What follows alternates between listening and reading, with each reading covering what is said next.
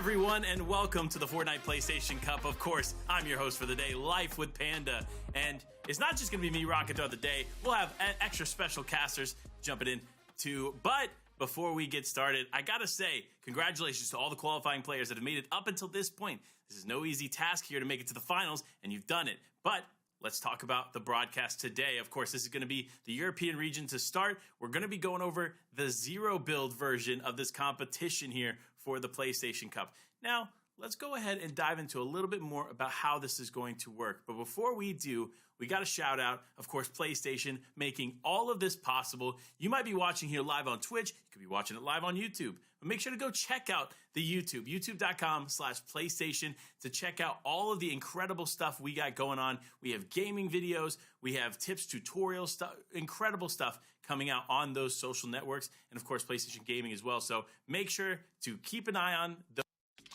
But let's get into the format here for a moment. And of course, again, this is the PlayStation Cup Finals. We had two qualifiers leading up to the event finals. Now, this is a zero build competition. So for all the players out there that are competing in this one, you have to be ready.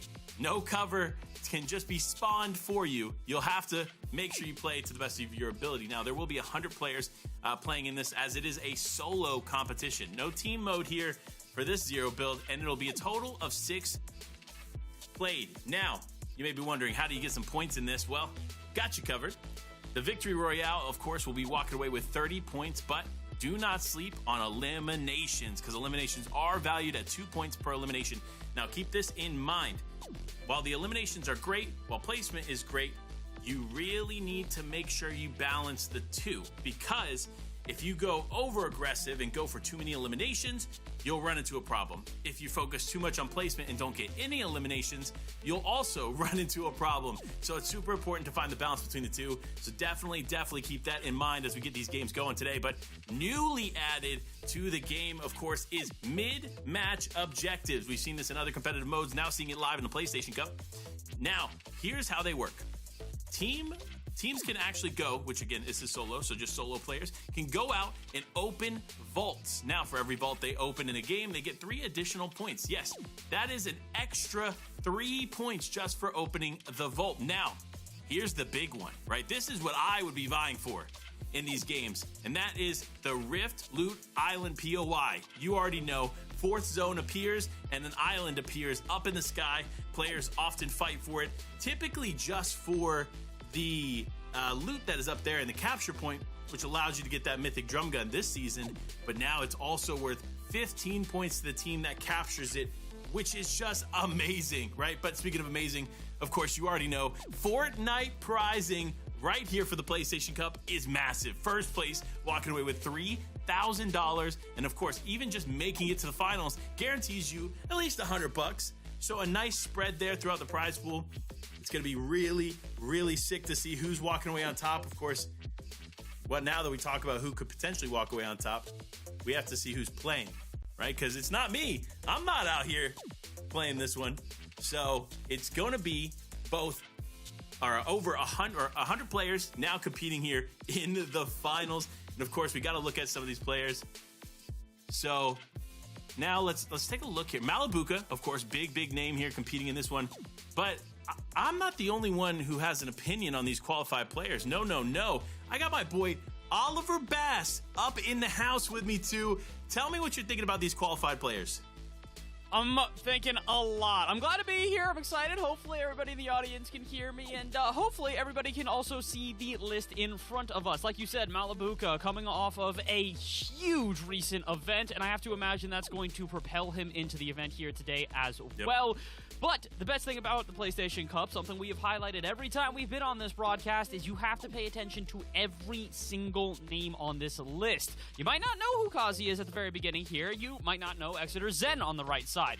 But I promise you, by the end of it, there will be a new player that you've got your eye on. Every time that we come into the PlayStation Cup, it is a chance for these console players to show themselves off.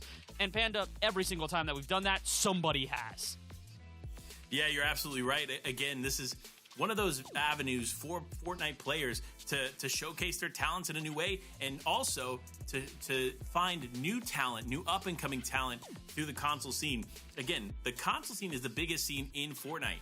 And most of those consoles, you already guessed it, PlayStation. So we have to continue to highlight, of course, all the players competing here in the PlayStation Cup and the opportunity for everyone coming to compete. But again, it's so many different players, so many top-tier talents. Of course, the last PlayStation Cup, we actually saw Queasy walk away with it, who obviously well-known pro player. But in previous ones prior to that, we had Pixofsky, big name in the PlayStation scene. We had other big PlayStation pros stepping up, and that's what's so important is creating this avenue, this place to showcase those incredible console PlayStation players. Indeed, and again, that's why we gotta love the PlayStation Cup. A huge shout out once again to PlayStation for making all of this happen. It really is an awesome experience. It's one that you and I have been able to do a couple of times now, but today's gonna also be a little bit more interesting. Not only are we gonna be able to kick this one off with EU and the zero build here, got a treat for you guys later on. Maybe some North American action that you can tune into, but we'll not get ahead of ourselves quite yet. We got to focus on the here and now, and what I really do want to focus on is, again, zero build is the mode that we're going in here. Normally, it's a build game mode that we've had in the PlayStation Cup previously, but today with zero build being the main mode for EU, this could spice things up, especially with it being solos.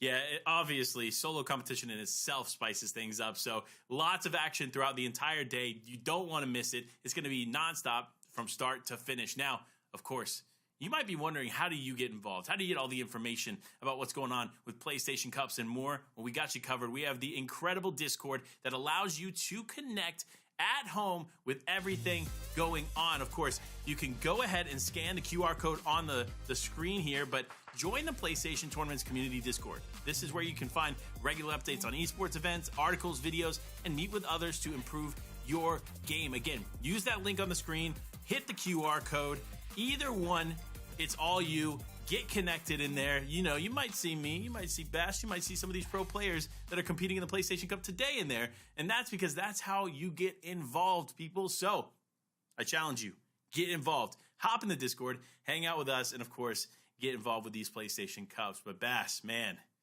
are you ready? This is going to be the first major console event of the year, or of the season, I should say, number one. Number two, this is the first time we're getting to see these mid-match objectives actually count towards a game.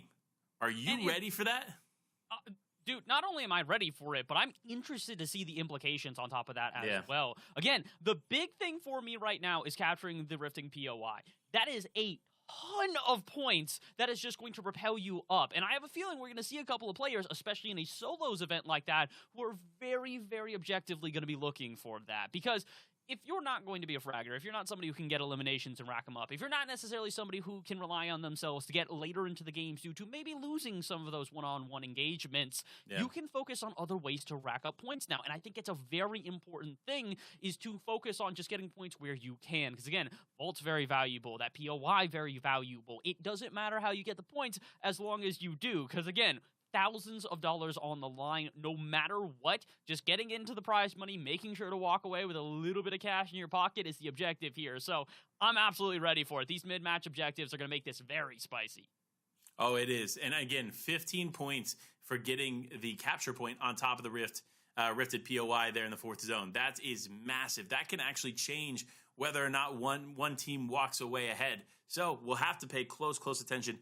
Now, of course, we have to talk about the meta here in Zero Build. It is very, very different than seasons past. Of course, very limited mobility. You have to use a lot of the natural mobility, whether it's the vines and the new POIs, the existing pads over there in the snowy areas and more. You have to be very, very mindful of this stuff because, again, there is limited mobility, but also the Cybertron cannon. I got to watch what was 20-plus hours of Zero Build over the weekend, and I'll be honest with you, that Cybertron cannon is going to be a huge factor on the day if these players have figured out how to use it.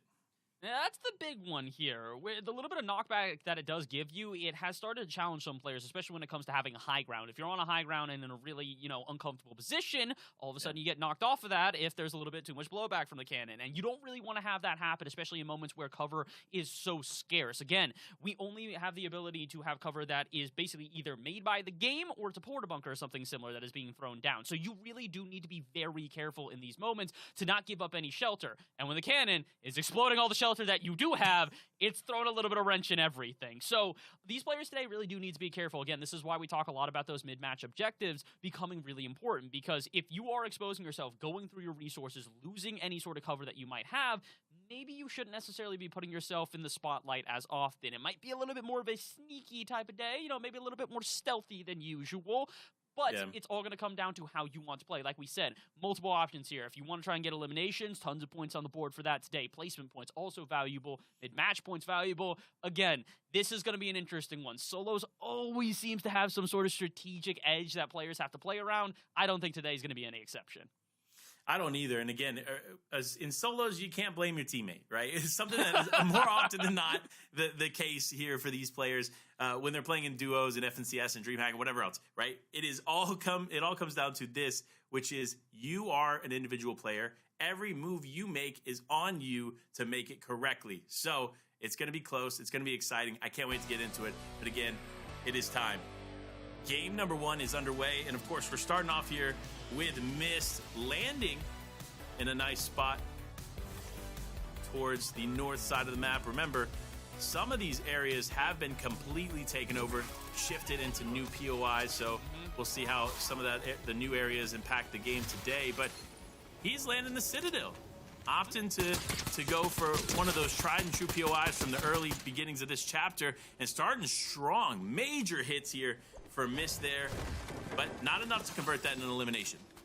No, not quite, but it's good that he's getting his aim warm early and still not letting him go quite. They're trying to get down to the bottom of the Citadel, and I think that they might just chase them down with that as well. Mist here doing a good job at just kind of staking his claim on the Citadel early, and like you said, this is one of the more unchanged POIs. It's been around for quite some time since we kind of saw the revitalization of this map going into the chapter. It has really kind of shaken up this top left area of the map. This northwest section has been not relatively untouched, but it has kind of turned into a tried and true destination for a lot of these more competitive players, and Mist is no exception to that. Now, that being said, get ready. I don't think they're going to be staying here all too long. Again, zones moving quickly here in this current iteration, and it really does force players to make quick rotations and kind of traverse this map in a very tried and true way. So maybe try to get some eliminations early, maybe try to get a couple of picks, get ready for the Storm Surge, but main thing is just be prepared to rotate, because not a lot of these POIs are going to go unscathed. Yeah, you're absolutely right. Looking at this, though, Mist he's set up decently. I don't want to say that he is set up for success, right? Obviously, rocking both an SMG and an AR as well as the shotgun there is not necessarily the go-to loadout. So for him, he's just trying to work out whatever he can through what he has. Now, the bunkers, massive. 2 bunkers in the inventory to start this game. That means he can easily take fights in the early game and mid game and hopefully find some success. But realistically, you have to make sure you keep as many of those resources towards the end of the game as possible, because that's where they really count. But we see a lot of players starting to drop here, and this is the trend, right? We are in a single lobby setup, and these players that are competing in this one have been completing through the qualifier, so these are the best of the best throughout this weekend of competition, so we'll have to watch closely how it plays out. But Controller missing a crucial shotgun shot to start that fight. Although, look, it kind of worked out in his favor, right? Because now that he's found this chest, he can get this half pot in and feel good to go. And realistically, sometimes you don't need to take a fight at this point. No, you don't need to. Again, like we talked about, there are multiple ways to be able to get points here on the board, and one of the main ways is to at least be able to get decently into the game here. We've lost 9 players so far, but it's not necessarily enough to really put you on the leaderboard in a meaningful way. One way, too, though, is to go third party, sneak in a random elimination, and dip on out. Toxie, the unfortunate victim here, is... I'm a bit surprised. Console going up against them there. They're in the middle of a 1v1 engagement, and all of a sudden Dance comes in and goes, nah, I'll take this one. Thank you for the 2 points. Yeah, I mean, that is a quick cleanup there in the Rumble Ruins. You love to see it. here at this point in the game. Converting eliminations is going to be tough here early and mid-game, especially in game one. All the nerves are high here amongst these players. This is the first time that they're competing against the top upper echelon players. They might have had glimpses of that in the qualifiers because they're competing against obviously other people that are here. But this is where it all counts. Every one of the best players throughout the weekend's qualifiers has made it to this point, and now you know in your mind you're playing against the best of the best. So you have to play way, way more carefully. And that's what we see from a lot of these players here today. Yeah, that's the big thing. Like we said, solos really is one of those game modes where you just don't have the availability to play it risky. If you do play it risky, it could be the end of your game. And with only 6 total games that you can go through, you don't really want to risk any single one of them. Because again, I would say sustainability here is going to be the biggest issue. We see this so often when it comes to solos gameplay, is that players do try to have 1 or 2 good games through the 6 that they end up going through because they know that a couple of these, it's just going to be one bad engagement, and unfortunately, that's the end of your run. It's just so risky that you need to make sure consistency the whole way through your 6 games. You don't necessarily need to be always able to get the highest of the highs. We've actually seen this in many runs previously through other events. A good example was one that you and I actually got to work on last year at DreamHack Atlanta, where we saw Bolt with a more consistent play. He didn't necessarily overexert himself. He wasn't trying to get into every engagement and every fight, just playing it very safe and carefully, making sure that his placements on average were high enough to net him a decent amount of points. And it ended up winning him the event. So a lot of these players focus on them today, working on their passivity, not necessarily diving into every fight, not necessarily diving into every engagement, just taking their time and playing it as safely as they can. Speaking of that type of gameplay, we see Ducky here quite literally embodying the Bolt's playstyle, as you mentioned, from DreamHack Atlanta. So great thought process. Great minds think alike, of course. One thing I do want to talk about, though, this is a brand new season here in this chapter. And so this is one of the first competitions we're getting to see things flush out. And, of course, the MK Alpha, you see that in the inventory of controller there. That's one of those new additions, or a re-edition of an old favorite with some adjustments made. So we'll see how that plays out in place of the Red Eye, which we knew too well last season. But another thing, of course, the Flapjack rifle. This bad boy is insane. Of course, you already know it is going to be heavily used in today's competition, but for good reason, because it is very reminiscent of the old drum gun. Yes, you heard me correctly, the drum gun. It's like that in a lot of ways, but in my opinion, the bloom is a little tighter. It makes it for an easier spot to connect shots with. I definitely recommend players who haven't tried to test out playing with this season, do it, because it is going to make a difference, especially in zero build. Oh, 100%. You need something that is able to fire from a distance, because otherwise you're going to just kind of be caught off guard. Again, I don't think we're going to see necessarily too many players rush into each other's boxes or try to get into those close quarter combats, because it's not necessarily as viable. That being said, you still do need to be able to use your shotgun to the best of your advantage, and it seems like Royale knows exactly that. Here, Brutal Bash has got a couple players on them, but it's the AI right now that they're going to have to fight them again in order to get some of that nice loot. It looks like you might just be able to find exactly that. Like you said, a lot of new vehicles and new weapons and new things here in this current chapter that players are going to have to maneuver around with. And I do think that another thing they're going to have to focus on are volts like this. We talked about this. These volts now actually giving points to the players while in these matches. So it's not just that you have to get eliminations. Getting into volts like that, Royal going to find themselves actually with some points on top of that as well. Very important here, Panda, especially as we get into the early game. Yeah, again, remember those vaults are worth 3 points per vault open, so that's huge for these players if they're just casually doing so within their existing POI. And I'm curious how many players are going to actually take advantage of it. The big one, of course, as we talked about before, is going to be the rifted in POI, but that one's going to be tough. It's already an extremely fought over area. Now add 15 points to the mix, and I think what we're going to see is one of two things. Number one, we're going to see it heavily contested and one team walk away with it after like just kind of sitting in storm for a bit. Or I think no one's going to get it, because you have to remember it takes 45 seconds of consistent placement on top of the capture point to be able to actually take it. And in zero build, you can't just box up around it, protect yourself, do whatever. No, you have to remain out in the open for teams to come in and potentially take shots at you. So that's going to be huge to see how this plays out, because again, this is the first competition we're seeing where these mid-match objectives are actually at play. On top of that, it's not just the fact that you can't box up. It's not the fact that you just can't protect yourself. It's also you're doing it by yourself. Most of the competitions we have seen so far, as unfortunately Rui is going to go down real quickly there, have been duo events. So this is a solos event. You cannot afford to just try and take that by yourself with nobody guarding your back. If you had 2 players and it's 0 builds, okay, maybe you don't have as much cover as before, but you at least have somebody there to be able to watch you, just in case another team tries to challenge you guys. You don't have that here. You have to be for yourself. So solo capturing that POI is a lot more difficult than in many other of the events that we might see here in the Fortnite competitive playlist. So it's a little bit of a scary scenario, but it's one that unfortunately these teams are going to have to go through here. It seems like my monster is not necessarily scared of themselves in elimination, but Dean might be. They've got a ton of med mist on them, but my goodness, do they have a journey in order to get into the circuit. Yeah, and this is one thing we've been seeing a lot more in Zero Build is players opting to stay in the storm and attempt to just carry out these not storm fights per se, because it does turn into storm fights typically, but it's more or less the play of, okay, I'm in storm, I have the legendary slurp juice, I have med mist, I have med kits, as you've seen here, even with mist right now, these are things that players are opting to play with and just hang out on the outside of storm, or in the storm I should say. This is very, very different. This is not something we're used to seeing from these players, so interesting little enough, nice little change there in Zero Build. Players, again, continuing to adapt to what is good, what it works, what doesn't work, and that's why we love Fortnite, because things are ever-changing.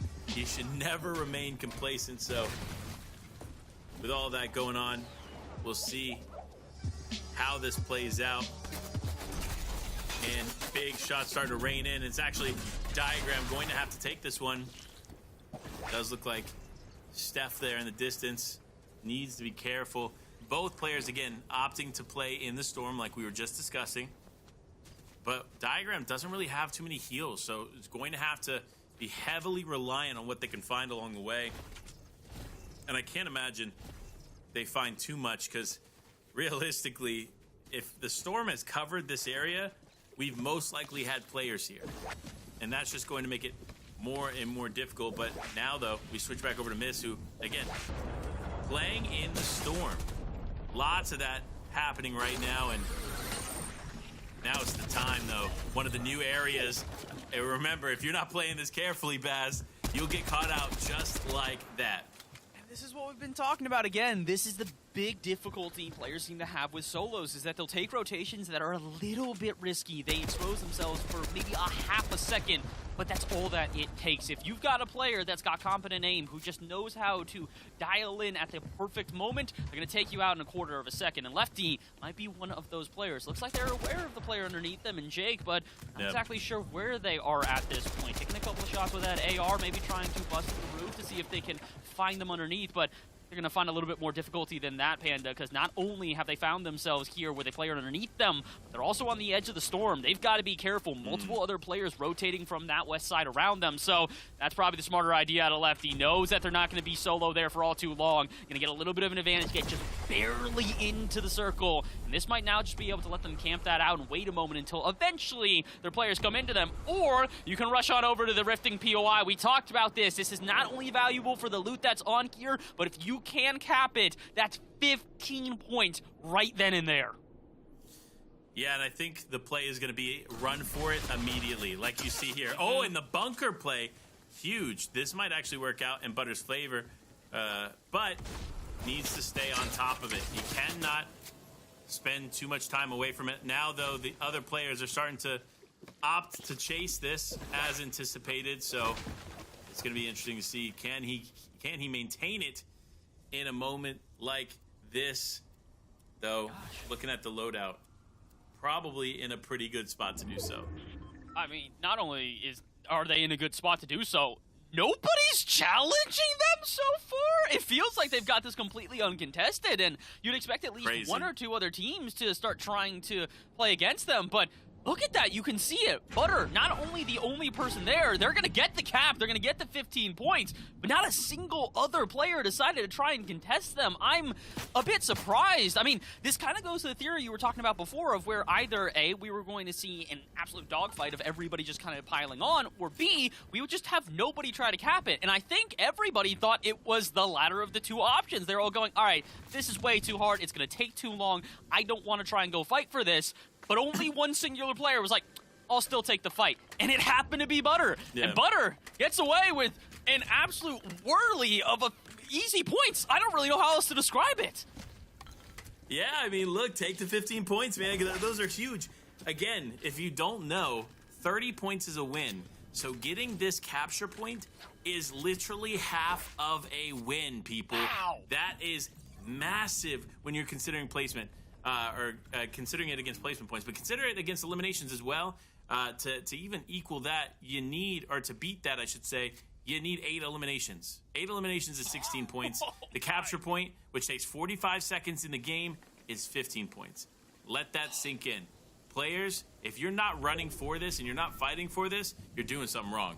I mean, you have to go almost double digits in eliminations to basically beat out a single capture of that point. And again, it's also one that's fleeting on top of that. As you guys can see, Zone now pulling away from that rifted POI. So you got to be quick on it if you want to try and get on. And so the fact that it's already been captured this quickly before we even get into our latter zones, we're only at 5 out of the 12. I mean, I'm a bit shocked, I'm a bit surprised, but I'm not surprised by this. Karama, a player we have seen multiple times past here within these PlayStation Cups. He's actually on a team with another player in Pixovsky, who has won PlayStation Cups prior. I'm not sure if Pixo is still on that RZ team, but he might not care today, because Karama looks like they can hold their own, their second elimination here in game number 1.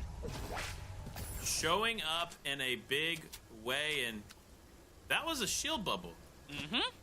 Hold on. Wait a minute. Do we have shield bubbles in this? We do. Oh my gosh. This is massive. Again, all weekend, watched a lot of zero build, no shield bubbles, and of course had to play bunkers. It was a lot more tough for these teams, and obviously you can make a lot more plays with a shield bubble. But something has allowed for shield bubbles to be in this one, so that just makes this that much more exciting.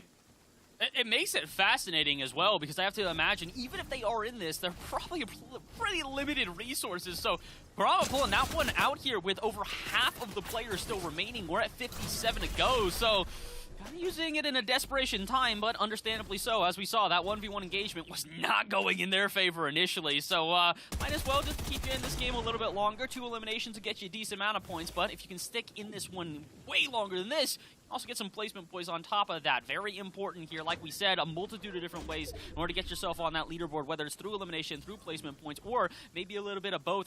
And getting those objectives, like we said, though, POI capture is already going to be 15 points to the player we saw earlier in Butter, or you can maybe get a vault like we saw at the beginning of the game.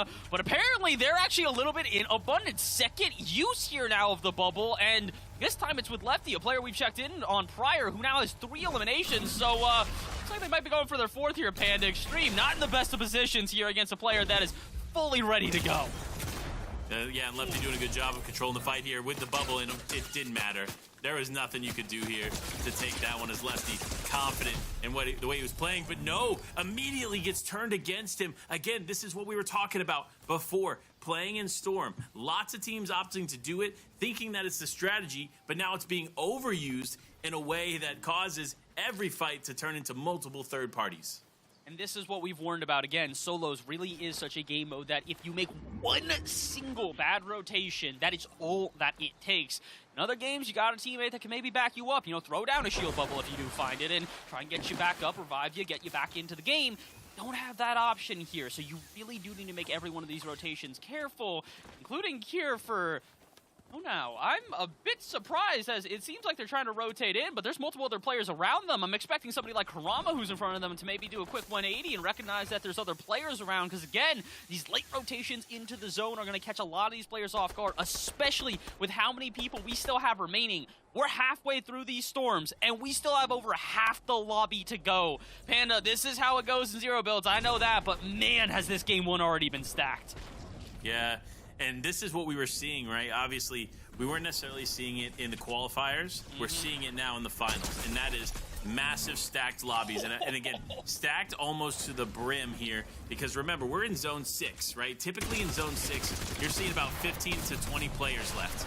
This is a lot more than 15 to 20 players, so for these players, they need to be careful, they need to be confident, they need to be mindful of everything going on around them. Solo plays are going to be huge. Karama, there it is, picks up one. He does what he can to take out Thomas Classic, but another player now on the heels. It's Alexi, thinking he was confident enough to take it and loses as Karama picks up another one.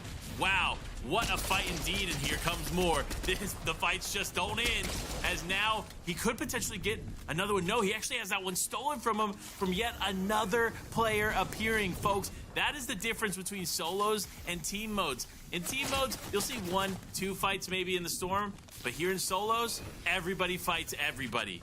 Good luck. You don't really have much of an option. I mean, good luck is probably the best advice we can give to these players, because unfortunately, it's going to be a lot of these very quick engagements. As you saw, players able to drain health bars within the blink of an eye, and it is only just starting. We're in game 1. Wait till these guys get a little bit warm. Once they're warm, and once every single shot is landing, not a single missing, we're going to see everybody going from a very quick 50 players down to 30 now, within not even a zone difference. At 7, I think we were at like 53. We've dropped almost 20 players, and it looks like that might just be the start. Lewis in an awkward position, and they will not get out of it. 3 eliminations going to be all that they find here in game number 1, as the heat truly turning up in the kitchen right now, Panda. Yeah, big plays coming out there for them, and of course, you know, we keep tuning into players, and it's seemingly within moments they either get eliminated or get an elimination, and that's how confined these solo players are here in this final part of the map. And you see CZ, sure, just trying to make their way in. Karama also, again, one of those players we're seeing in elimination after elimination moments ago, still in this one, and another one to add to the stack. Remember, eliminations don't give you any kind of health, so for these players, when they get that elim, they have to be mindful of not only the players around them, but healing back up, and that's what we see Karama doing so well moments after taking these fights. But you can see Karama still a little bit hungrier here, and it's a good fact that they have no shields on them. They need to heal back on up, because we're starting to see players drop like flies, like we talked about 50 a moment ago, down to 30, now down to 22 only remaining. So when we get into these really close engagements, especially considering zone pulling just outside a Bastion, means there's not going to be a lot of cover. The only cover you're really going to be able to find are obviously going to be these porta bunkers, which players are throwing up all over the place. But on top of that, the elevation changes here. A lot of highs and lows in this northern part of the map, so you do need to be able to be careful that if you get caught off guard, you have shields, you have health items on you to heal back up. And unfortunately for Karama, their entire inventory is starting looking scarce. No porta bunkers, no shield bubbles, no shields to work with. All they've got is that med mist, and that med mist isn't even full. So for a player that has been uber aggressive through the start of this game, 7 eliminations might be where they have to hold for a little while here, because things are starting to get a little treacherous in this late game. So treacherous, they're heading home before our top 10. Karama with a huge start, but they cannot outlast their opponents. No, they cannot. They need to stay on it. They need to be vigilant. Lots of players still in this one. Looking at how this is unfolding, I'm surprised we still have 14 left, because everyone is stacked on top of everybody, and everyone is looking for the next fight that they can take. And same thing applies to Snow here as he looks in the distance. Same thing with Kale. Could we see a big play made here in this moment? You hear the breacher shotgun there in the distance. That is a scary thing to have near you, especially if you're a bunker player, because that breacher shotgun will take out those bunker walls in an instant. Feels like everybody's about to go down in an instant here. Again, we keep on talking about this quick acceleration to our final players. We're within our top 10, and we still have 3 zones to go. Zero Build showing that they're wasting no time, and neither is Snow from a distance, drilling their opponent with that AR. And I don't think they're done quite yet. They still got to rotate into zone, though, with 8 players in front of them and 1 with a shotgun firing down. Snow, what you gonna do? Trying to go further into the zone, but they have no other health items. Panda, it's make or break. There's loot all over the floor, but they still have to rotate in. And once they do, they got to try and get past every opponent around them. Butter, the player we talked about before, already has 15 points. And on top of that, another 8 from eliminations, plus a top 5 placement. This could be the game for Butter here, Panda. This is a clear win here for him. Remember, again, like you mentioned, he's already got the 15 points. He's got 4 eliminations. That's 8 points, now 10 points in eliminations. On top of that, he is actually in contention to win it all. Positioning-wise, he's ahead of the curve.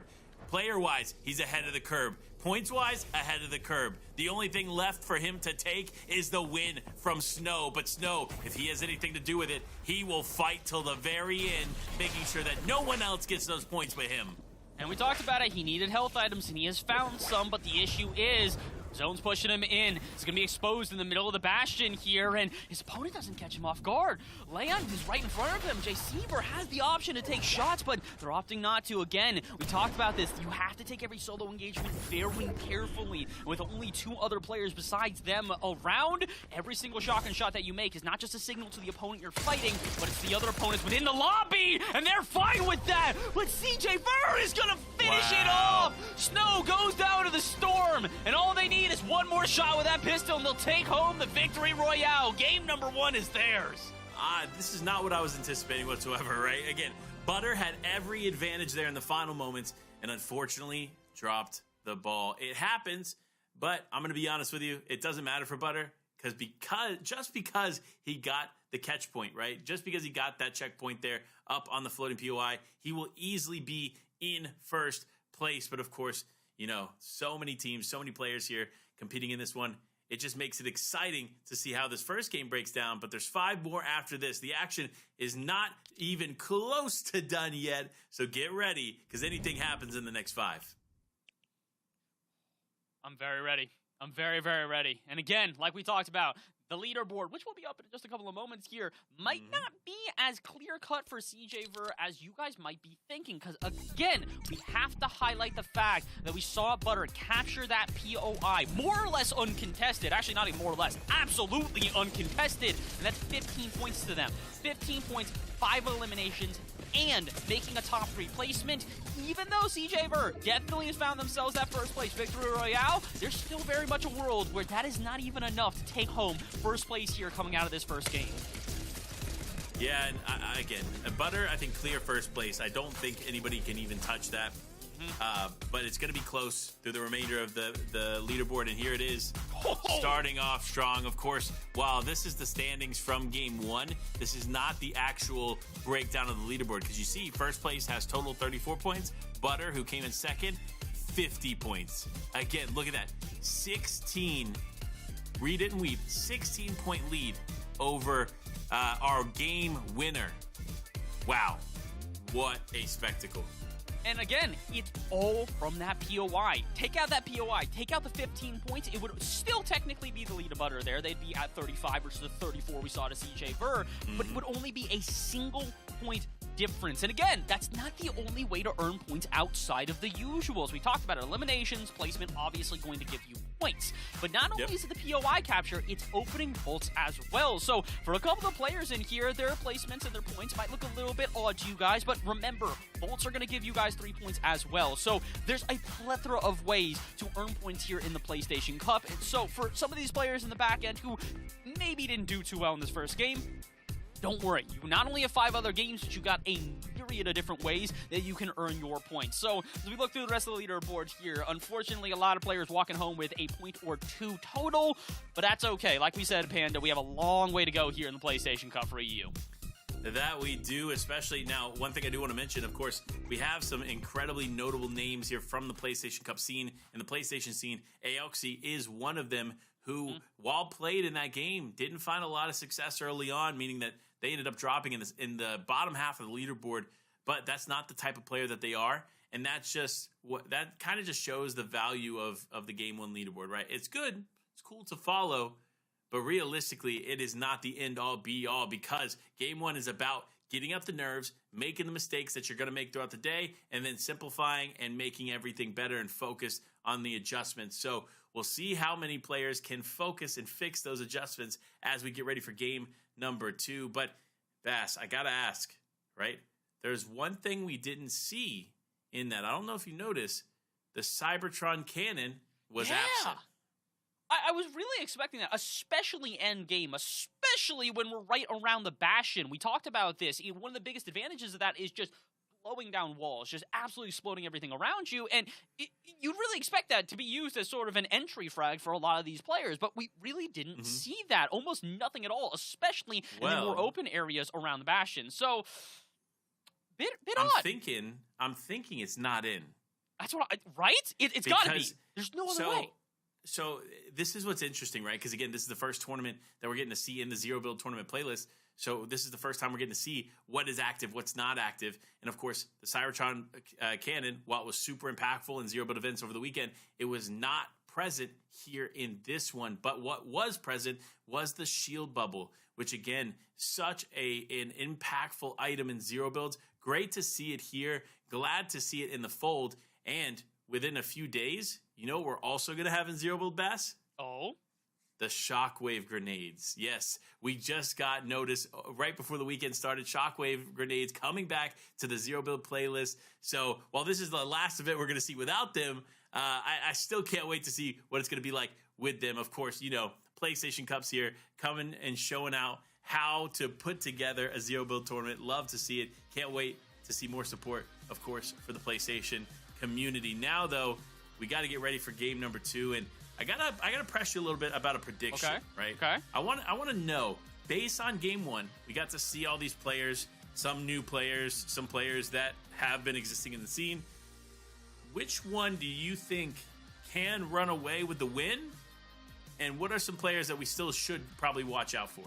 I think a player that obviously could run away with the win. We saw that with a plethora of eliminations in that first game is going to be Kurama. They played in multiple PlayStation Cups prior. They've done well in PlayStation Cups prior, but they kind of need to look on to the consistency. I feel like they were a little too gung-ho when it came to a couple of those different engagements there where they were just kind of diving in a little bit haphazardly. But a player to watch out for that I think we didn't really see, I want to make sure they're still participating because we did see them on that initial player list, was Malabuka. I didn't see his name at all in that game. I didn't see him in the elimination feed. I didn't see him getting eliminated early. I didn't see him getting any eliminations. So I want to watch out. If he is participating, which we believe he is, I want to see him at least make a good run here or there because that's a very, very good player. One of the best players on the planet. They absolutely should be competing as we get into our second game. Oh, 100%. Again, they've won 2 major Zero Build events in the last month, taking it home, obviously, as a duo with their duo mate, Thomas HD, and, of course, the incredible placement in FNCS, too. But if they are competing, they're going to be a force to be reckoned with. And, of course, in my opinion, they probably don't even need Game 1, right? Malabuka is so talented. He could miss a game or two and still come back and win it all. Oh, 100%. I also do want to focus on some of the rat guys that we've gotten here as well. YZY as well as Ryzon, 2 players that were able to get into the top 20 and have done well in the past as well. So, again, PlayStation Cup has a history at this point. We have seen the players that are the repeat players who come back and do well in these events. And while game number 1 is not always the most telling of instances, do keep an eye out on who's feeling hot on the day. Every once in a while, I like to say this, if somebody's got the hot hand, just keep on dishing it to them. And while this isn't necessarily a team mode, so you can't necessarily dish anything to them, the opponents can't unfortunately dish it to them. You want to challenge up against a player who's feeling good, who's feeling like they're hitting all their shots?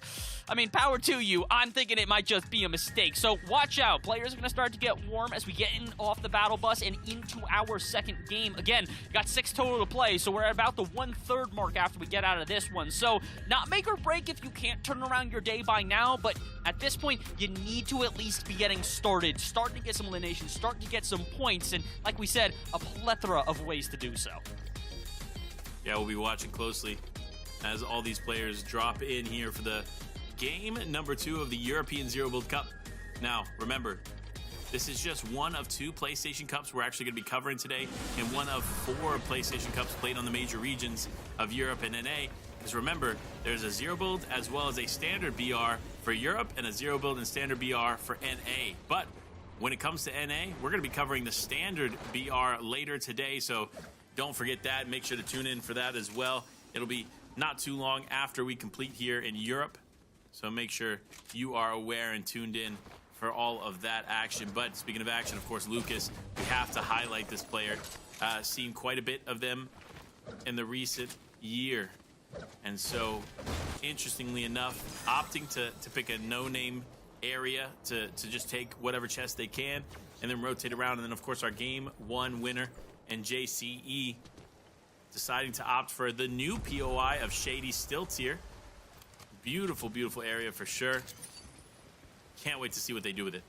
Yeah, I really do love Shady Stilts here. It's, like you said, a very pretty POI that has been added. The only issue is, again, it's added recently, and with so many of these tight corridors for these players in a solos event, you can get caught off guard very quickly. I mean, I think we saw this. I don't believe it was out of JC for last time, but it was another player who very quickly kind of popped in, grabbed an elimination, popped back out. Third party's abundant here, so if you're not careful, you might have an elimination stolen from you right underneath your nose, or maybe you might just try to get out of these close quarter combats and maybe play somewhere a little bit safer. For JC, it just looks like they're going to loot up, as again, early game here been pretty quiet. We're going to start to really see the eliminations rack up once we get to, I'd say, about halfway through our zones and around to the 50-player mark. That's where we saw in game number 1 go from 50 players down to 30, down to 20, down to 10 before you could even breathe. So a lot of these players got to play carefully, including Aoxy. This is a player we talked about with prior experience here in the PlayStation Cup, and looks like game number 2 starting off a little bit better than game number 1.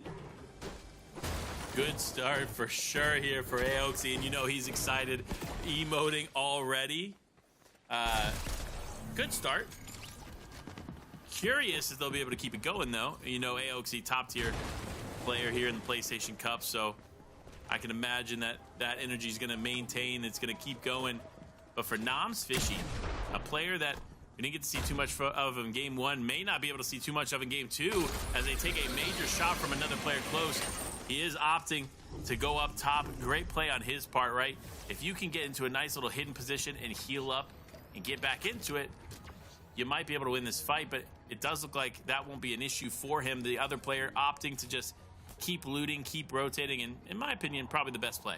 Oh, absolutely. We've talked about it. It's so easy to get caught off guard here in this solos game mode, and now that we are over a game in, you know, that warm-up period still very much around. We've talked about this. You know, you still absolutely have the ability to recover. I would say all the way up into maybe games 3 or 4, but you don't necessarily want to give yourself that disadvantage early. Do whatever it takes to try and play carefully, play safely here, and stay as long in these games as you can. Unfortunately for our opponent here, it looks like that might not be all that easy. BTW just trying to survive right now as on top of them, shotgun in hand, but can't land any of the shots. All of a sudden, which was very in their advantage, quickly goes away, and now they're having to retreat. Not even going to be able to get on out as Luca finds themselves an elimination that, Panda, I can't help but say they should not have gotten. Okay, so here's the deal, guys. In a situation like that, if you take a fight and you start a fight and you're healthy, you don't turn and run like that. Because Luca had no HP. One shot would have changed that fight and Luca would have been down and out. But because of the overshield, and again, I see this a lot with players that primarily play the standard BR and then come play the zero build every once in a while, they'll land a shot and then they'll see the shield marker from overshield, but that's not an indicator of how much health they truly have overall. So you have to be super mindful of that when taking these fights, and we'll see how it plays out for them. You see, though, Luca opting to get one of the new areas. Remember, this is one of those new spots that allow not only for great loot right here, but if you answer the fire totems correctly, it opens up another area of loot for you. And if you answer that correctly, again, another door will open, give you loot. But if you answer incorrectly, you'll actually get rifted into the sky. I don't think I want to get rifted into the sky, not especially here early in the game like we talked about. Solo is going to make that a little bit more precarious than usual, as you might be able to find a little bit of a safe landing space if you're in either a build or maybe in a duos event where there's some more chaos going on.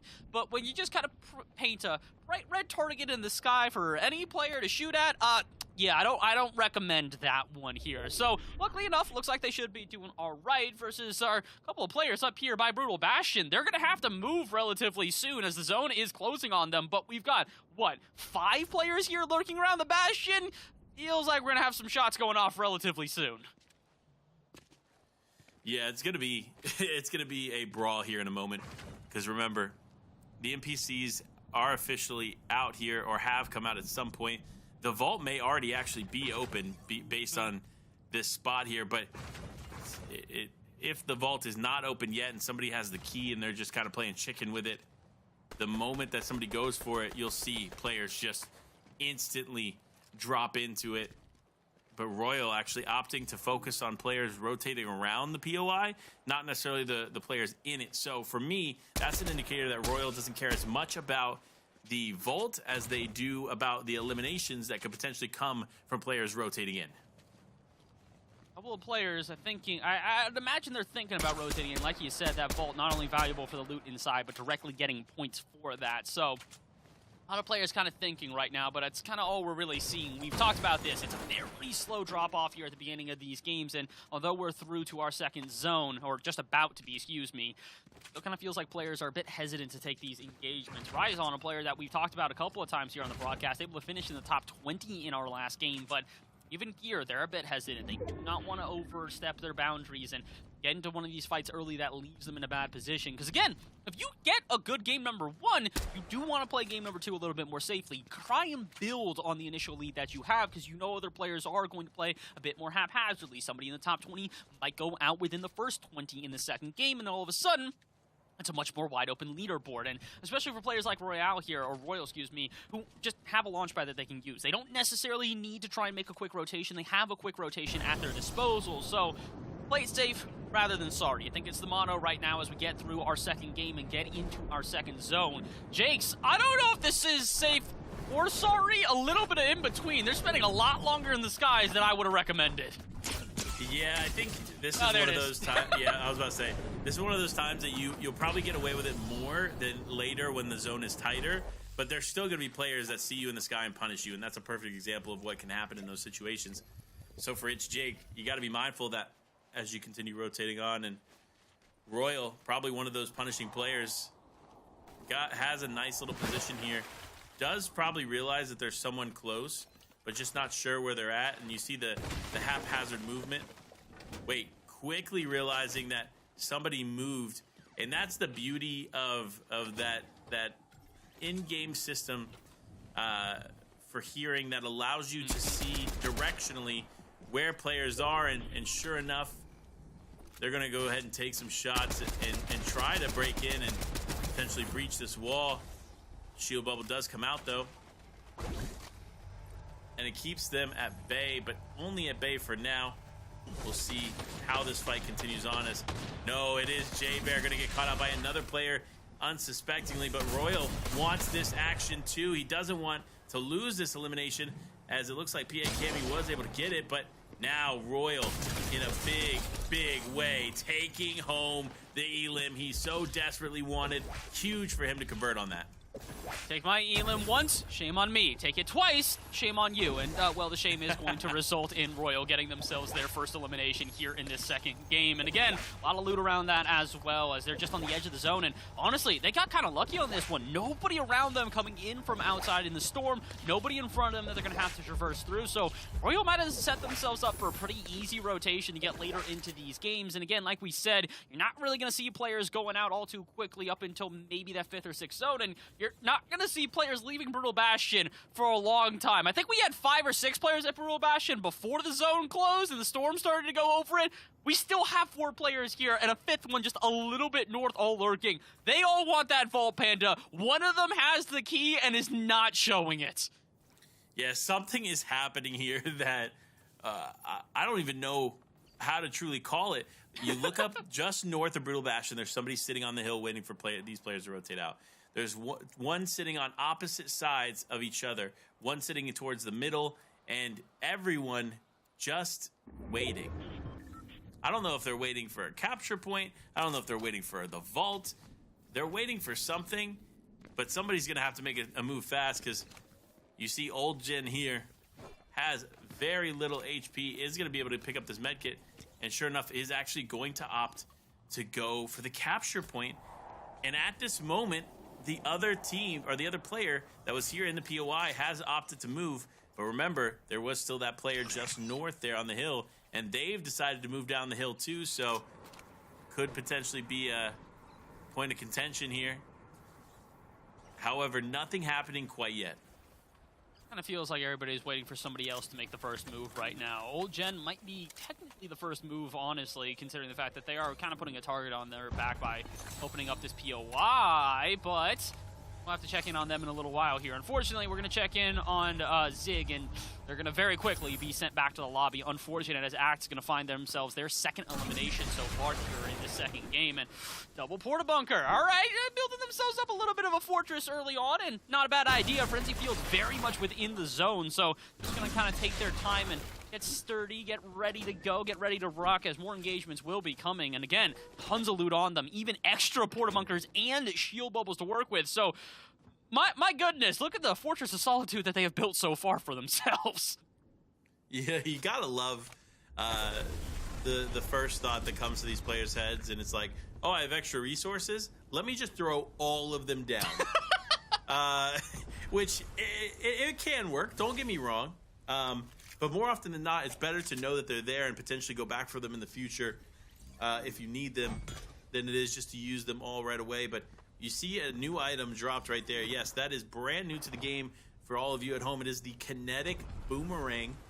Now, in my opinion, it has limited abilities in comparison to some of the other kinetic items we've seen in the game, but ultimately, it still can do some pretty significant damage if used correctly. But now it's time to focus in. The spawn island is here in the 4th zone, and it looks like Leo is actually going to be the first one up there, bunkering already and going for the capture point. Yeah, they learned their lesson after game 1. They went, oh, nobody's challenging this? I'm absolutely taking this one. And fortunately for them, they might be a little bit mistaken. Leo here finds himself with one other player on the island, but I don't know if the other player is aware that it's already being capped here. Looks like Moles inside the building is just kind of waiting for the approach. My guy, you don't have a lot of time to wait for said approach. And uh-oh, Butter, I think you're out of time. You're trying to go in for a sneaky cap again like game 1, and it looks like you've realized you might have waited too long here. Leo, still uncontested. Moles, you got to make your move. It's now or never. You want 15 points or at least a shot at it. You've got to contest, and they're just running around the house. They might not even know that the point's being captured right now, Panda. Yeah, I think they had no clue. I think they were waiting for another team or another player to drop in and wait for the indicators on the screen to show that somebody else is close. And at that moment, with Leo not really moving, Leox just opting to kind of stay quiet, stay silent, the other player just ultimately didn't realize what was happening and has lost the drop. But there's still some other players relatively close. So while Leox is going to walk away with the 15 points, could end up going down early in this game if they're not careful. So we'll see how it continues to play out for them. You see them, though, using the bunker to just try to take shots on unsuspecting players in the vicinity. Could be something good for them, but realistically, if I'm any other solo player right now, I am going up, landing on top of the house, and I'm taking shots at everybody down low. Like, Leox is not safe where they are at, especially with weapons like the Breacher shotgun in the game. You can take out these bunker walls in an instant. Not only can you take out the bunker walls within an instant, you can take out the player within an instant from this distance. That's the big issue, is that they've got 2 close-range items on them here. So if they're trying to fight against anybody that might be lurking underneath the POI, waiting for them to hop off, they're just going to get into an engagement that they are not prepared for whatsoever. Thomas seems to be relatively prepared for this one so far, though. Interesting rotation into the zone that might just be able to get them a decent advantage here, as it looks like they're rotating in on a side where nobody happens to be. So, again, this is what we've talked about. It's a really slow burn up until about this 5th or 6th zone, and this is where we start to see the pop-off. Players start to get into these engagements that they can no longer stray away from. Maybe it's just the indicator of the Rifted POI. Maybe that's just what everybody is waiting for, is they're just like, oh, Rifted POI's here? Now we can start getting into fights. I don't know if I advise that as maybe the best of moves, but hey, if it ain't broke, don't fix it. And so far it's working out for a lot of these players, as again, we're still only seeing the occasional name pop up in that feed in the top left. And I have got a little bit of confirmation. It does seem like Malabuka is indeed still participating. They've just kind of had 2 bad games in a row here, Panda. 96th in game number 1, 69th in game number 2. It's cool in the fact that, you know, it's flipped numbers. That's about all that's going cool for Malabuka right now, though. 2 not-so-great games to start off. Yeah, definitely not what you want to see here from the top-tier pro in Malabuka. But nevertheless, everybody has different off-spawn experiences, and they could just not be finding their groove. It happens. It happens for sure, but we look down now as Thomas Classic hitting the shots. That is a Thomas Classic. Of course, referencing Thomas HD there, because the man, when he has his sights set on you, he don't miss, and that's what happened right there. Finally finding themselves that second elimination, and it seems like they might have a couple more, along with React here. My goodness, we finally get a picture here of what the actual center circle is looking like, and wow, it's rather contested. Who would have thunk that?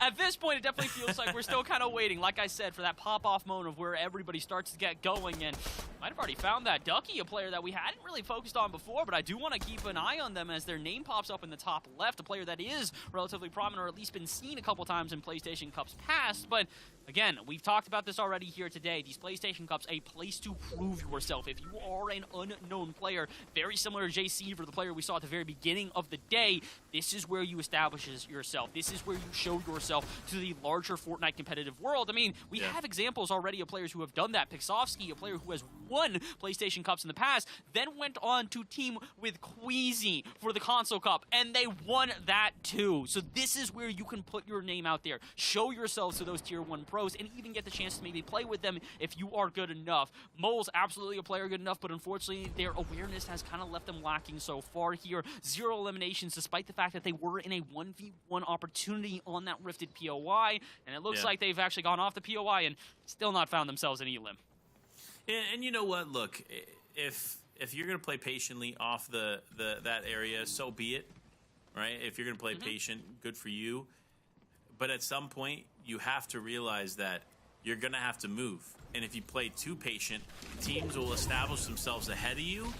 And once you're the last one moving in, you're the last target for all these players to focus in on. So they'll have to be mindful of those exchanges and those thoughts as players really start to move in. It's Jake, a good example of that, is playing in the Storm, does end up finding a beautiful elimination there and keeps his game going, but needs to be careful because more players still looming in the distance, as well as players already establishing themselves ahead, will cause for a serious problem with him in just a moment.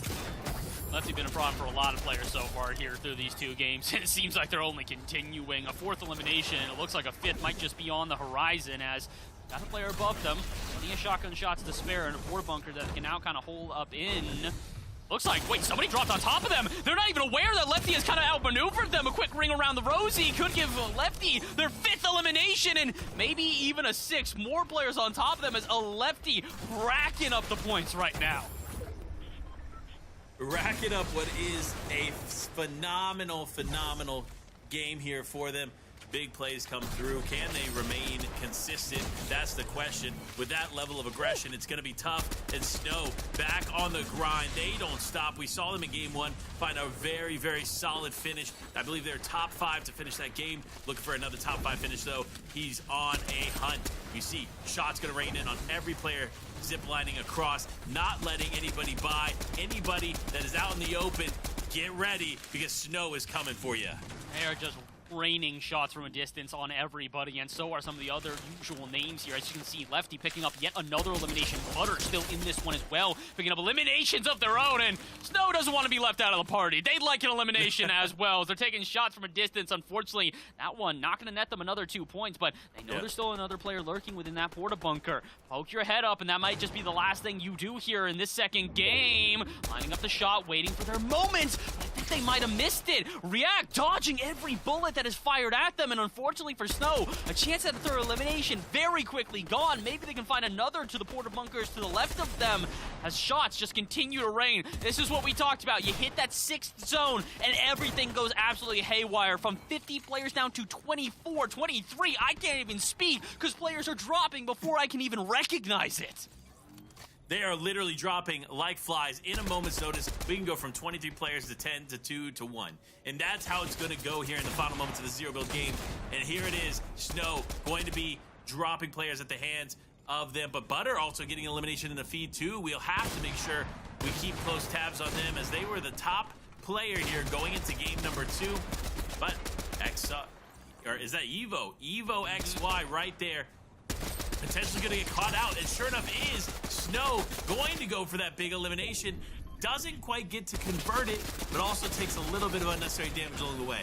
This is what we've talked about. You got to be quick with your shots here. You have to make sure every single one of them lands, because if you miss the opportunity, all of a sudden you're putting a target on your back, and it's going to open you up to the rest of the lobby, similar to Butter there, who apparently goes down to Lefty. Lefty just taking everyone's name and number here in this game, and they'll do it again.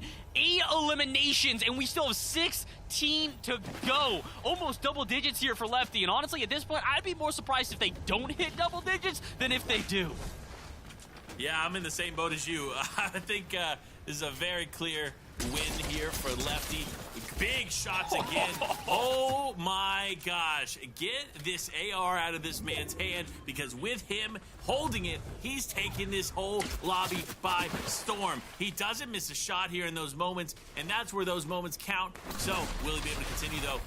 Lefty now climbing up, using the bunker just to get up the hill. But, oh, it was almost not enough. Barely making his way up there. But lots of players still lingering in the storm. And with the storm taking as hard as it is, I don't think many will make it through.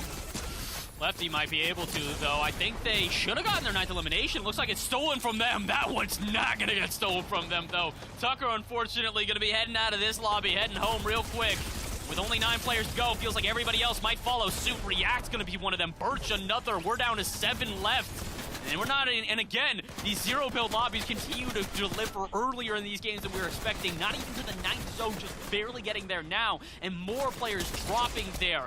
Lefty might be able to find their 10th elimination. We talked about it. We're expecting them to go double digits, and I think they have the same expectations for themselves, but not the best position here. Only 1 item to use if they want to use cover, and they know they're going to have to make a rotation all the way through this zone. Fishy, though, also recognizing that they have a long rotation to go through, so both sides now kind of waiting for their moment to pounce. Unfortunately, I think everybody's kind of got the same mindset here, Panda. It's just, can you find a rotation without getting into an engagement unnecessarily? Lefty trying for it now, but Noms has got a shot from a distance. Looks like they're going to drop on top. Lefty got their 10th elimination. Can they find an 11th? Oh, the answer is yes. 2 others, and Lefty poised to win this one. I don't think there's any way they don't walk away in first place after this game. It doesn't matter what anybody else was able to do. Lefty has just done it better. He finishes, though, big here. Big moment. Can he get another one? He's going for his 12th, and almost there it is. 12 eliminations, and now left in a 1v1. One player going up the zip line here. He knows he has the height advantage. A nice shot there from Noms. Can he convert it, though? It's going to be close, and he does. He actually stops Lefty from taking it all. Wow, that was a close finish. Unfortunately, unlucky number 13 strikes again. It's the hardest one to get there total, and unfortunately, they couldn't quite. But again, 2nd place, finding themselves that many eliminations. I have to imagine that they are number 1 overall after that. Because again, Lefty had a good first game as well. It wasn't bad by any stretch, but Fishy, the one taking home that victory royale and 30 points. And hey, they got 3 eliminations along the way as well. That was not a bad game for Fishy by any stretch of the imagination.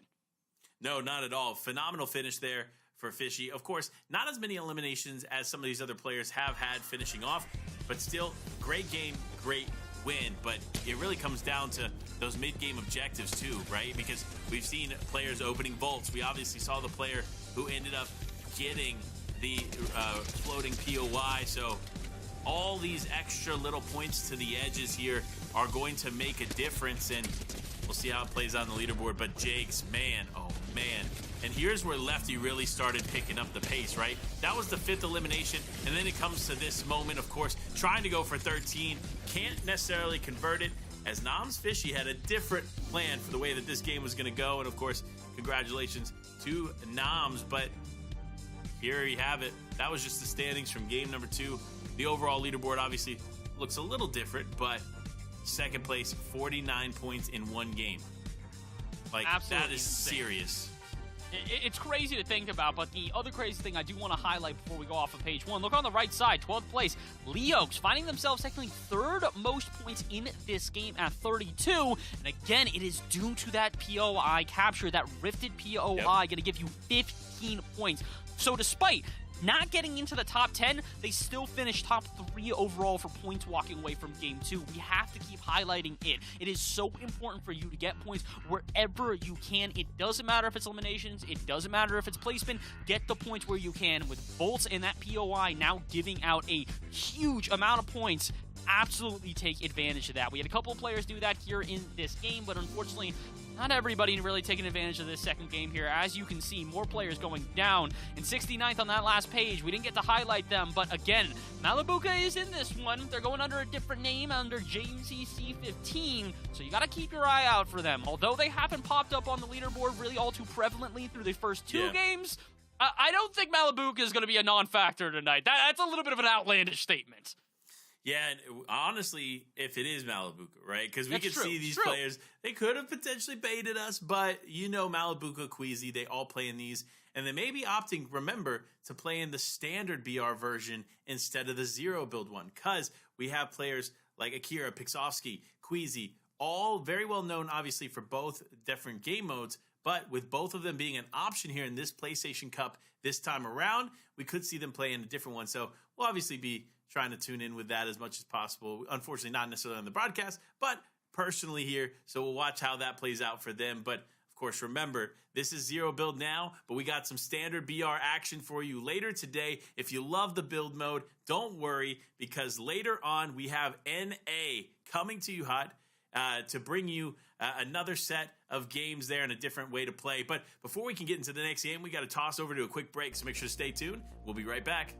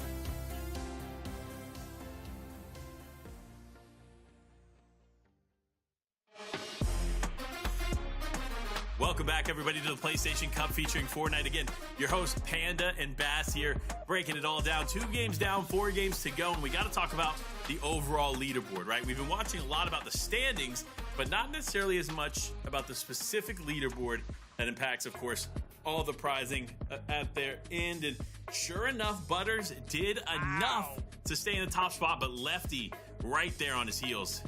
We talked about it. Consistency overall. Placement points. Always the most, well, I wouldn't say always, but usually the most valuable here, especially in a solos mode where things are going to be volatile. So 34 placement points overall shows consistency through 2 games. And again, we're only 2 games in. So if you are on the latter part of this leaderboard here, maybe 20 and further, don't get too scared. We still got a long way to play. We still have a lot of volatility that can be had, especially like we said, with the eliminations just kind of flying here. We've been seeing this time and time again as players just kind of come in out of nowhere and just rack them up very quickly. So for some of the more familiar names as we get further down to the leaderboard and all the way to 99th place, don't be too surprised if you're not doing well now. Just wait until the end of this one because we're about to get ready and get into our 3rd game. And again, halfway point for the night here is going to make this a little bit more chaotic. So if you don't establish yourself by now, maybe then you do start to worry. But yeah, not quite yet.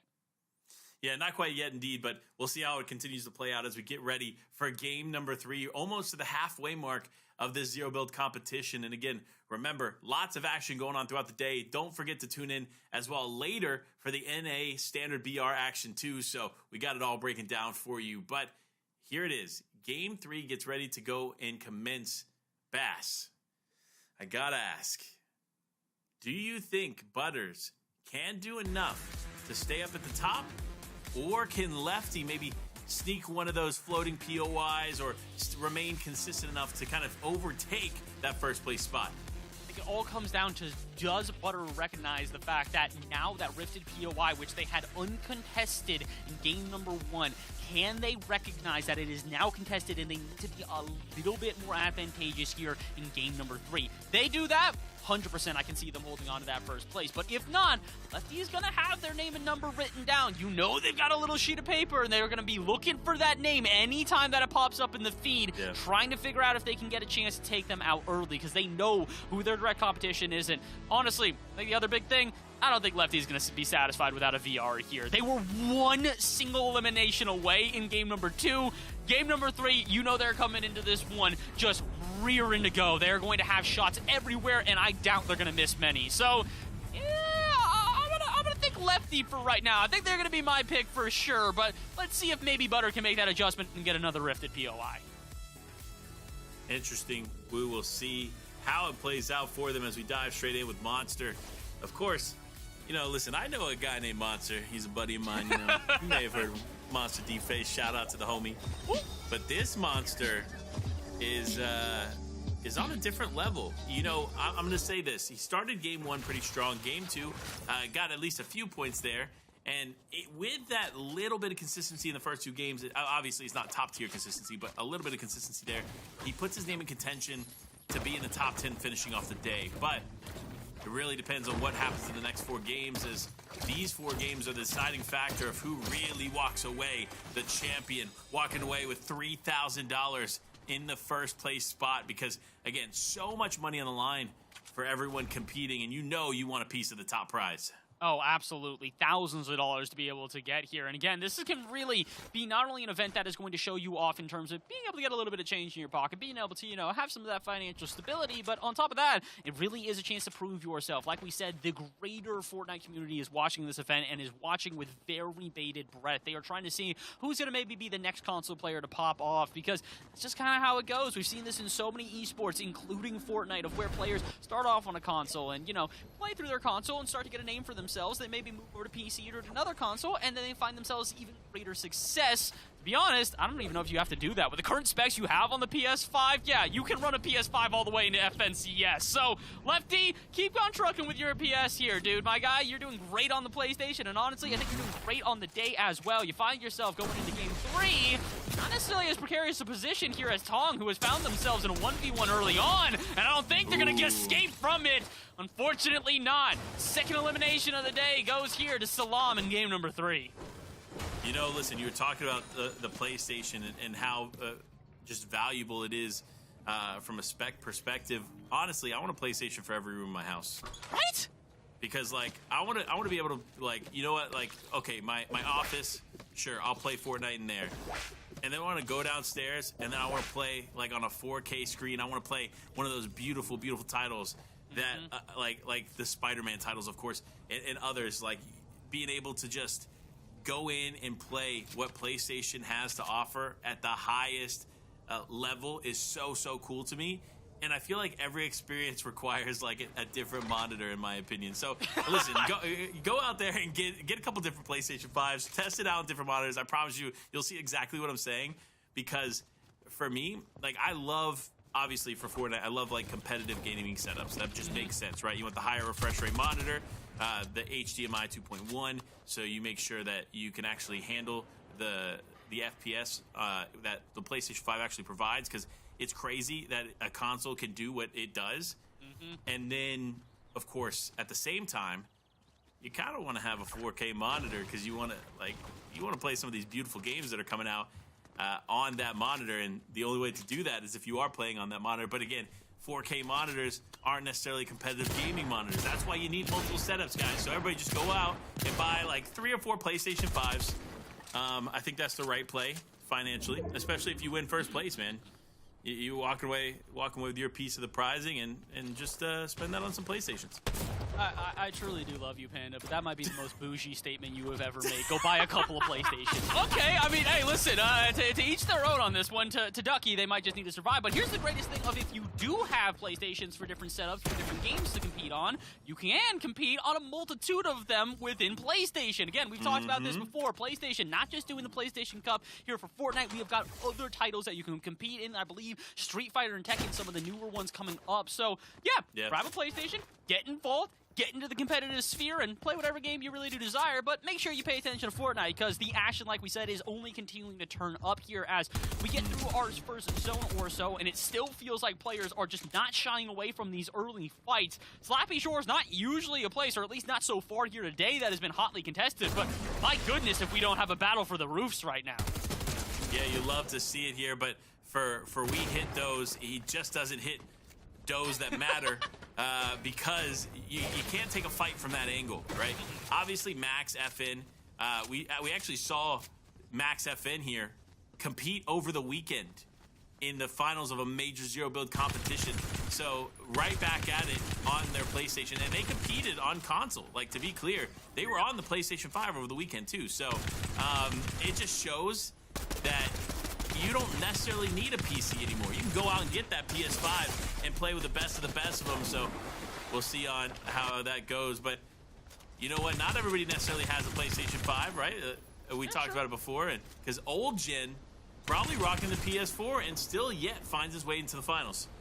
I'm not gonna lie, I've had many people that I have talked to that have been like, yeah, no, I'm still rocking with my PS4. They're not upgrading to the PS5, not due to any real reason. They're just like, PS4, still chugging, still a fantastic machine to compete on, still a fantastic machine all around. So, I mean, goes to show you, PlayStation's built to last here. No matter which one that you grab, it's gonna be around for a long time. Heck, I still have a PlayStation 2 back in my parents' place that is still fully functional. I swear to you, it is a over 10-year-old console and still fully functional and still working. So, again, huge shout out to PlayStation. They really do build some fantastic machines, and they also do throw some fantastic competitions as well. We're still here in game number 3 of our PlayStation Cup for EU. This is the zero build mode. If you guys are fans of the build mode, don't worry. We've got a solos event coming up later today for North America that we're also going to be having here on this channel. And not only is it here on the PlayStation channel, but also don't forget the PlayStation Esports channel is also broadcasting this one today. So make sure you tune into all the different ways that you can view this one, whether on YouTube or Twitch, or maybe just have both. Hey, listen, I have no problems if you have just like 4 monitors all up, you know, the 6 PlayStations that you said you could set up through your house. Just have one different broadcast on every single one of them. Why not? You can tune into all the action here for PlayStation. And again, the action is only just starting. We still have about 90 players to go here in game number 3 as we're getting through to our second zone. And again, this is what we've seen so far, Panda. It's a very quiet start to these games, but once the action does kick off, my goodness, does it kick off in an explosive way. It definitely does, and shout out again. The PlayStation Esports channel is a new channel there for PlayStation. If you guys don't know, definitely get involved there on the YouTube channel. PlayStation Esports. Not only is it these live streamed broadcasts of PlayStation Cups and multiple titles, it is also pre-recorded content, and I believe I've seen like just different stuff getting uploaded to the channel, so you definitely don't want to miss it. Make sure to check that out. Of course, it's YouTube, PlayStation Esports channel, so definitely go ahead and check out all of that. And we'll see how that plays out here for them. Again, you might be watching from the Twitch. Go check that out. And if you're on the PlayStation Esports channel watching, go check out the Twitch. Simultaneously, check each other out. Lots of great stuff on both channels. You're not going to want to miss the action coming out throughout the year. But speaking of action, of course, it's Cortez hitting some shots and now running through the mud. Again, another new addition here is the mud. It actually allows you to be covered from thermal weapons, but also allows for a quicker movement speed when sliding. So cool things to keep in mind there. Especially considering, like we said, mobility going to be rather limited here. A lot of the other items that players have gotten used to in chapters and seasons past are underactive right now. So you do need to make sure that you can move around this entire map as quickly and as efficiently as possible. Or if you're Luca, maybe just bunker on up and get ready for the fight, because it looks like you're definitely going to have one here, as it does look like he's behind them, kind of waiting for their opportunity. They recognize Toxie here in a 1v1 versus Luca, so just kind of waiting the third party as... Oh, I think they might have found their moment. Doesn't really look like Toxie is aware that they're there. Come on now, Treese, you got the opportunity. You just gotta dive in, and I think you might have missed it. They will take a fight here, but it gets automatic as their opponent has just rifted out. They're gone. Goodbye. They are down and out in an unfortunate circumstance, and that's how it goes. But also, they get away from this fight too. Like, again, so many things happening all at once. You have to be mindful and play to the best of your ability, of course. Toxie going to be able to get away from that one. Still in this, but running straight into the hands of one of the most aggressive players in the lobby, Snow. I don't like that for them. I'm gonna be real here. I really, anybody going up against Snow, though, I probably do not bet on anybody but Snow at this point. They've been very consistent through games, and again, we're starting to see our leaders pop up game after game. Apparently, game 3, they're not gonna pop up. Snow out before we even get down to our top 75. They're not even making it over a quarter of the way through the lobby. Jeez. That's a bit of a change of pace here, guys. This is not what we were anticipating from some of these players. And while this is Zone 3, and we do still have 76 players in it, things are starting to change. And we'll see how this gameplay continues to evolve as we go through the second half of this after this one. But for Slam PK, they've got a nice loadout here. They're going to continue to rotate around roughly at a decent pace. I mean, as much as you can do here with the limited mobility in this season, and that's what makes this season so interesting. Chapter 4 as a whole has been very, very different than anything we've experienced, but the reason it's been so different is it has these unique mobility items each season. And then we get here, the next season of Chapter 4, and of course, it looks like we have no mobility. At least for now. You never know. Fortnite likes to add things, throw things around. Of course, the ODM gear of last season just got thrown in last minute. We'll see if anything like that gets brought to the game. But, of course, now tuning in with Butter. This man, great game 1, fell a little short in game 2, but still finds himself in the upper echelon of the leaderboard. So, some consistency here in this game and in the next, and he could solidify himself a top 5 spot. I wouldn't be surprised. Butter has been definitely implementing that strategy we've talked about a lot here today. Better safe than sorry. They've been playing this one very carefully. Every engagement that they take, they're calculating the risk on that one, whether or not they're going to actually have the resources to be able to protect themselves, the shield bubbles and bunkers like we said. And I really do want to highlight again the shield bubble really coming into play here today, and it was an unexpected item for us to see as it got thrown in game 1, and you and I both had to kind of do a double take as we looked at that and went, oh, so this is what we're doing today, huh? And it really has been a huge influence here through the first 2 games, and probably will be an influence here on this 3rd game as well. But like we said, it's a slow start so far here, even for Lefty, a player that fragged out so hard they almost hit 13 eliminations in their last game. But here, with already 25 players gone, they don't even have a single elimination so far. So, rather quiet scenes here in game number 3. Not necessarily unexpected, but my goodness, you could hear a pin drop right now with how very safe everybody is playing. Very safe, but some too safe, and they'll end up being sorry, because if you do not play this just to perfection, you'll end up getting caught off guard as the vaults continue to open, the doors continue to allow you to move forward and progress. But look at this area. Because this is a new POI, a new spot on the map here in the season, lots of players tend to flock to it, especially in the first couple weeks, which is exactly where we are as far as the new season goes. It just came out about a little over 2 weeks ago, so players still adapting and adjusting. But here it is, already the rifts popping up, ready to go. Mole's actually going to go ahead and play for this one. We did see Mullis go up last time, but ended up playing inside the house and didn't actually get the POI itself, so didn't get the capture point. And it looks like we're seeing a similar situation here as ZXC goes straight to the house and might just allow Mullis to get the capture point. This is not good looks here for these players. You need to make sure you are fighting for this one because it is 15 points. That is half a win, people. Those points are so valuable.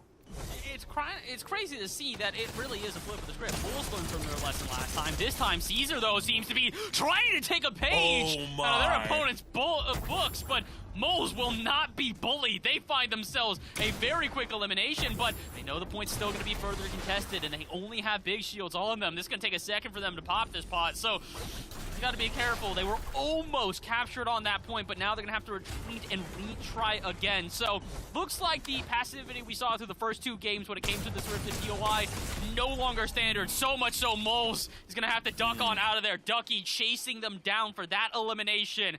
And it looks like, so far, POI not going to be captured by anybody in particular. And remember, every time a new player comes in, it resets it. So while Lewis is getting it now, if another player stops it, walks in and stops it, and then Lewis leaves, it resets again. So these are all things we're going to be very cautious of as these players continue to fight for this. But realistically, it's who's going to be the most consistent in these fights and who's going to continue to really step up to the plate and fight for this moment. Because again, when you think about it, let's just do some averages, right? 8 eliminations gets you 6 points. A win gets you 30 points. Just 45 seconds on this point gets you 15. So it makes sense now that we're seeing what is three effectively up to 5 total players at a time competing for this spot. And Lewis actually almost has it. What these players don't realize is that they were fighting for it, but then they got off, which now allowed Lewis to get not only the great loot from this, but now we'll get the 15 points. And realistically, yes, there are other things that you can fight for, the loot, the slurp juices, and everything else. But what it comes down to is the 15 points are going to be way more valuable than any amount of loot you can get from that. 100%, especially for a player like Lewis, who was at 12 points total coming into this game. 15 points going to shoot them up the leaderboard in a very meaningful way and give them a little bit of an extra cushion to work with for the next couple of games coming up. Because like we said, after Game 3, it's the halfway point here for Europe at this point. So you can't necessarily afford to be too far behind, and Lewis doing a good idea in taking this point, getting 15 points, just kind of skyrocket them up very quickly, and now they can work with the rest of their game in any way that they so choose. YZY, though, a player that we've seen many times, and we know they have a plethora of ways to shoot themselves up the leaderboard, including getting eliminations. Their first here in game number 3 as we get almost to the halfway point, 58 players to go. But honestly, the player count, not what I'm focusing on. It's the zones in the bottom right that I really am. Because again, we talked about this. Zone 6 and 7 is where the action starts to commence. We very quickly start to see players drop out of the game and just end up having to try again, which would be in game 4 this time. So get ready. I think we're all just kind of on the precipice right now. It's only going to take a couple more seconds, and all of a sudden, elimination's going to be flying all across your screen. Ducky might be the next victim, but they will barely escape. A shield bubble going to keep them alive for now, as looks like everybody's also going to be forced off of the floating POI here. The Rifted POI going to have to be said bye-bye for a little while here as the zone's closing in, the storm overtaking. Yeah, definitely a good play for Lewis to just hang back here. Does have multiple medkits, has those barrels there that they're able to get into a nice little healthy spot. But of course, look at the shield bubbles that he's leaving behind. Interesting choice to take that instead of or swap. It doesn't swap for the bunkers, doesn't swap for the slap juices. Wait, maybe nope. Still gonna opt to only hold 2 shields, which again, in my opinion, those bubble shields are going to be infinitely more valuable than the bunkers.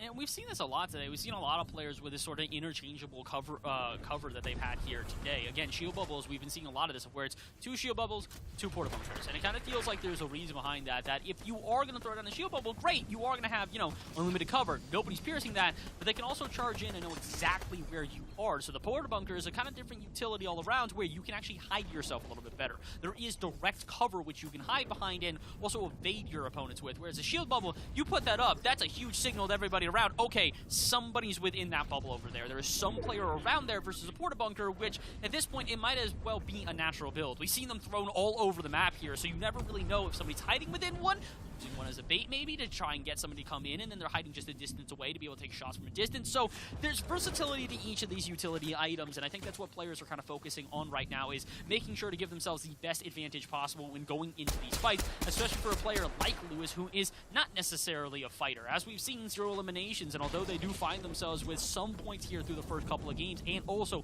15 points in this one from capturing the POI on the Rifted POI, it is still not necessarily going to be, you know, clear cut. They have a lot more that they've got to go, so maybe opting for something that can play a little bit more defensively as we get further into the game, and we are further into the game at this point. Starting to get a little bit hectic here as players starting to drop. Not necessarily too quickly, but 6 zone about to close, Panda, and we know as soon as it does, that's when the chaos becomes absolutely apparent.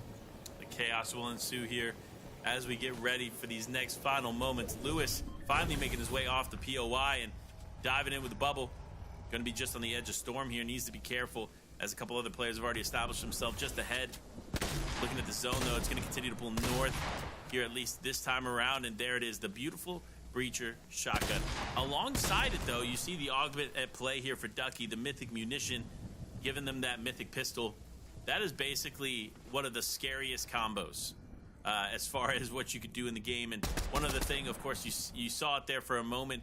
Inside the bunker that he was shooting with the Breacher shotgun, there was actually the new swarm item, which allows you to throw essentially bugs at players.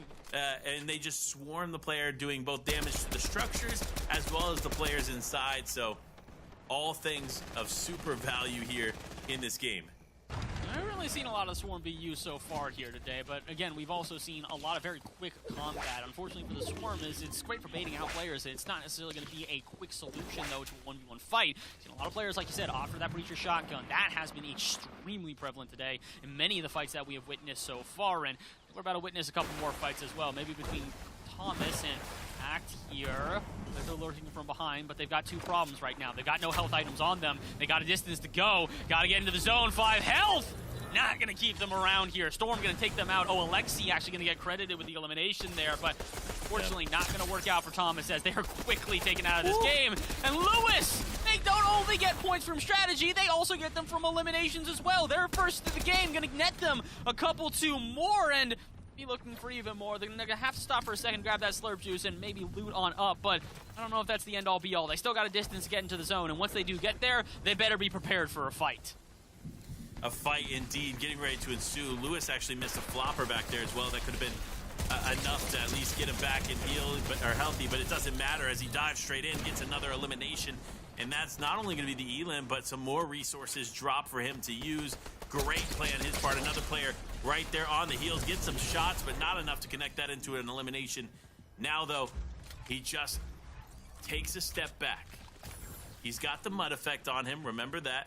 So, fortunately for him, he was able to probably use that just to get in a little bit quicker, but now that mud effect is completely gone. Does have the exotic SMG, which realistically is a banger. You could do a lot with that here in zero build, especially against structures, but you got to be careful, because there are players like JCE, our game 1 winner, who are hunting for the opportunity to climb up the leaderboard more and more. So we'll see how it plays out for them. And oh no, as I say, the caster curse is real. Immediately gets beamed by IGL Dean and taken out.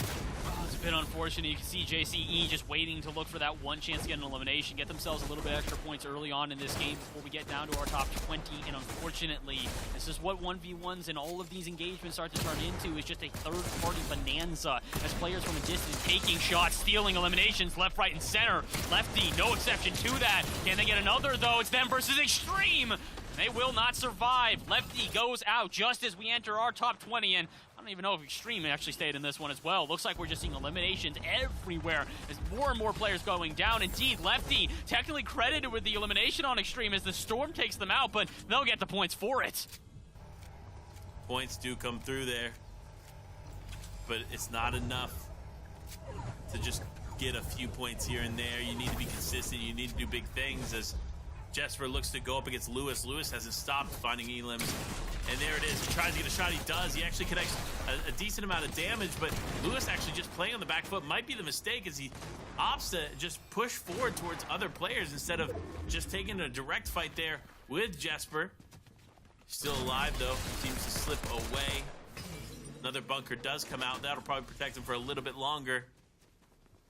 But a little bit is not a win. A little bit is not enough as Lewis now playing towards the Storm. Big shot comes out. I believe that is going to be all it for Lewis as he goes down. And Jesper also going down there too. Ducky on the high ground. Could potentially make something happen here as he drops, though. 2 players behind, and there it is, immediately taking out Controller. Another player we've watched a lot here in the final moments, making an appearance, going for what he can. Big shot lands, and big shot connects as he gets another elim there onto Jake. What are you doing, buddy? You're back in the lobby. And Smithies, oh man, the Storm play, it's going to be close. You see the Medmis runs out now. Can he even make it back in? No! He goes for the elim, and it won't be enough as he is eliminated by the Storm. And Butter, wait, Butter's still in this. A big game here could easily solidify his lead in the top spot.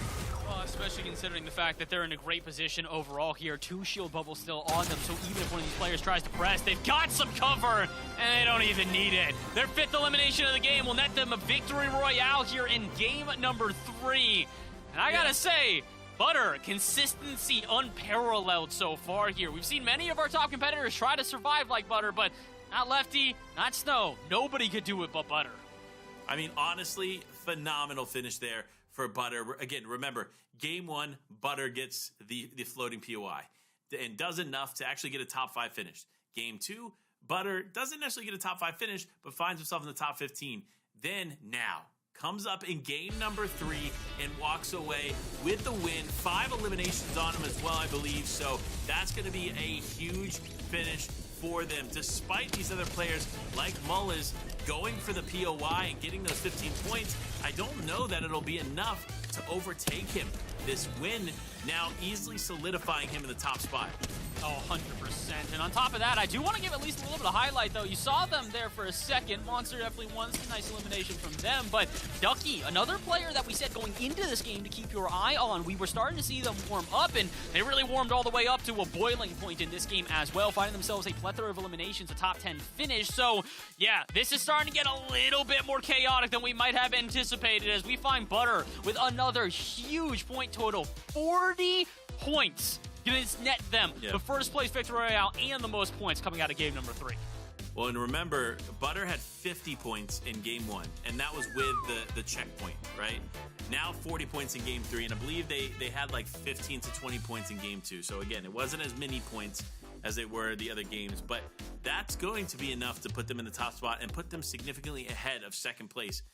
So we'll see how it plays out here. But this game was an impressive one. Despite some of these teams that we've watched closely find success in other events, they're not necessarily getting that traction today. Max FN1 is definitely one of those players that expecting a little bit more from. However, we're only at the first half. With the first half being completed, though, the second half is going to be very, very telling. From what we learned in the first half is there are some players that are standing up above the rest and clearly staying out above the rest, but more often than not, we see some teams start to make mistakes in the second half. Players end up doing things that they probably didn't do in the first half, or other players making adjustments which throw off other players. Nevertheless, these next 3 games are going to be crucial and defining for whether or not a player like a Butter can remain in the top 10 or even the top spot. A player like Leo, who has gone up in the top 5 and could have potentially fallen out depending on their performance in that game. Nevertheless, lots of things to review. We'll, of course, get to break down those leaderboards for you as far as official standings go throughout the day. But as of right now, you already know Butter's up there at the top, Bass. Butters has got to be at this point. Again, we just talk about it. There's so many different ways you can play solos, but really I would say the best way to play, at least in my opinion, is about consistency and playing it better safe than sorry. And you saw that. Butters, not too many eliminations in that game. They still do get a decent amount of eliminations, but they wait till the end to get them. 5 eliminations finishing that one off, plus a victory royale is going to net them a ton of points to work with, and considering they already had a solid base, it's just building upon that and using the vulnerabilities of their opponents to their advantage. Again, Snow, a player that was directly contesting Butters and really putting in a run for their money at the very top of the leaderboard, goes out early. What does Butters do? Play it safe enough that they can just outlast them in the game, get better placement points, get better points overall, and just do better than them in a consistent manner. And that's what we keep on talking about, is consistency really is going to be king here in events like this, especially with solos being the gameplay, and especially with Zero Build being on top of that as well. We've seen this. Zero Builds not allowing players any sort of freedom in terms of exposure. If you are out in the open for even a half a second, get prepared. Somebody is going to fire at you, and you most likely are getting sent home. You're absolutely right. Look, in Zero Build, as you already know, you have to use what existing structures are there, whether it's trees, houses, anything to protect you as you move around. And if you're not even preparing yourself for that, based on where you're landing and how you rotate in every single direction, then you're already making mistakes that other players are not. I've seen a lot of pros actually build out maps that show exact arrows to where they can like find cover in each direction that the zone could pull. And if you're not getting that level of detail going up against these players, you'll find yourself falling behind. And for a lot of teams, that's going to be the case, as realistically, players like Butter, who has a very, very solid game plan so far, has positioned themselves well into the end game each time in the first 3 games. They're the examples of people that are prepared. The people that are underprepared, that's why you find yourself in the bottom half of the 50, right? Like the bottom 50 is examples of players who maybe didn't necessarily have as much prep going into these games today. And now's your chance to change that. You have 3 more games to adjust what you're doing, put a little bit more focus in and thoughtfulness in the way that you rotate, and make something happen. That's all you got to do is, again, just be more clever than your opponents. Again, we talked about that really in particular for Butter due to the fact that they were able to find themselves that capture of the point in game 1. They knew not everybody was going to be up to stuff. Not everybody was going to be aware that 15 points were going to come from that rifted POI capture, so they took it before more people became aware. And we've seen that become a trend. Game 2, 2 players on it. Not necessarily contested exactly how we were expecting, not much of a fight being put up, but in Game 3, the fight was apparent. You had to be blind to miss it at a certain point. So very clearly, Butters is strategizing better than their opponents right now, and it really has left them with such a solid foundation through the first half of the night that all they now need to do is build on it for the next 3 games, and they might as well walk away a PlayStation Cup champion. But I'm not going to get ahead of myself. Like we said, many ways to win competitions like this, and if you are Snow, one of those ways is going to be eliminations. We have seen this, multiple players really putting up some massive numbers when it comes to elims here, and a player that, although they didn't have a good game number 3, I still want to pay attention to going into game number 4, Karama. I believe they went out first 10 in game number 3, but other games we have seen them racking up eliminations on repeat. So our repeat players here in the PlayStation Cup are definitely not players to shy away from, even if they haven't had a first good half of the night. They are veterans of the PlayStation Cup for a reason. We mention their names for a reason. This is where we get into the nitty-gritty. Everybody is warmed up. They've had their little bit of time to get prepared. Now here comes the real fight. Back half of the PlayStation Cup here for EU is going to be a very different game than the front half that we just had. Yeah, it's going to be tight here to the finish, and can't wait to get into it. You already know, of course, for all of you at home that want to get involved and potentially be a part of a PlayStation Cup, or whether it be Fortnite or anything else, check out compete.playstation.com. All the information is located right there. Tons for you to work on, of course. Check it out. And then, of course, you know, we have the Discord. We'll talk more about the Discord later, but it's time. Next game is underway. The first half is completely out, and game number 4 is here. Bass, are you ready? Oh, absolutely. Game 4, make or break for a lot of these teams. And Panda, I'm ready to see who's going to bend and break and who's going to rise to the occasion. Yeah, I mean, that's a great way to put it. Who will rise?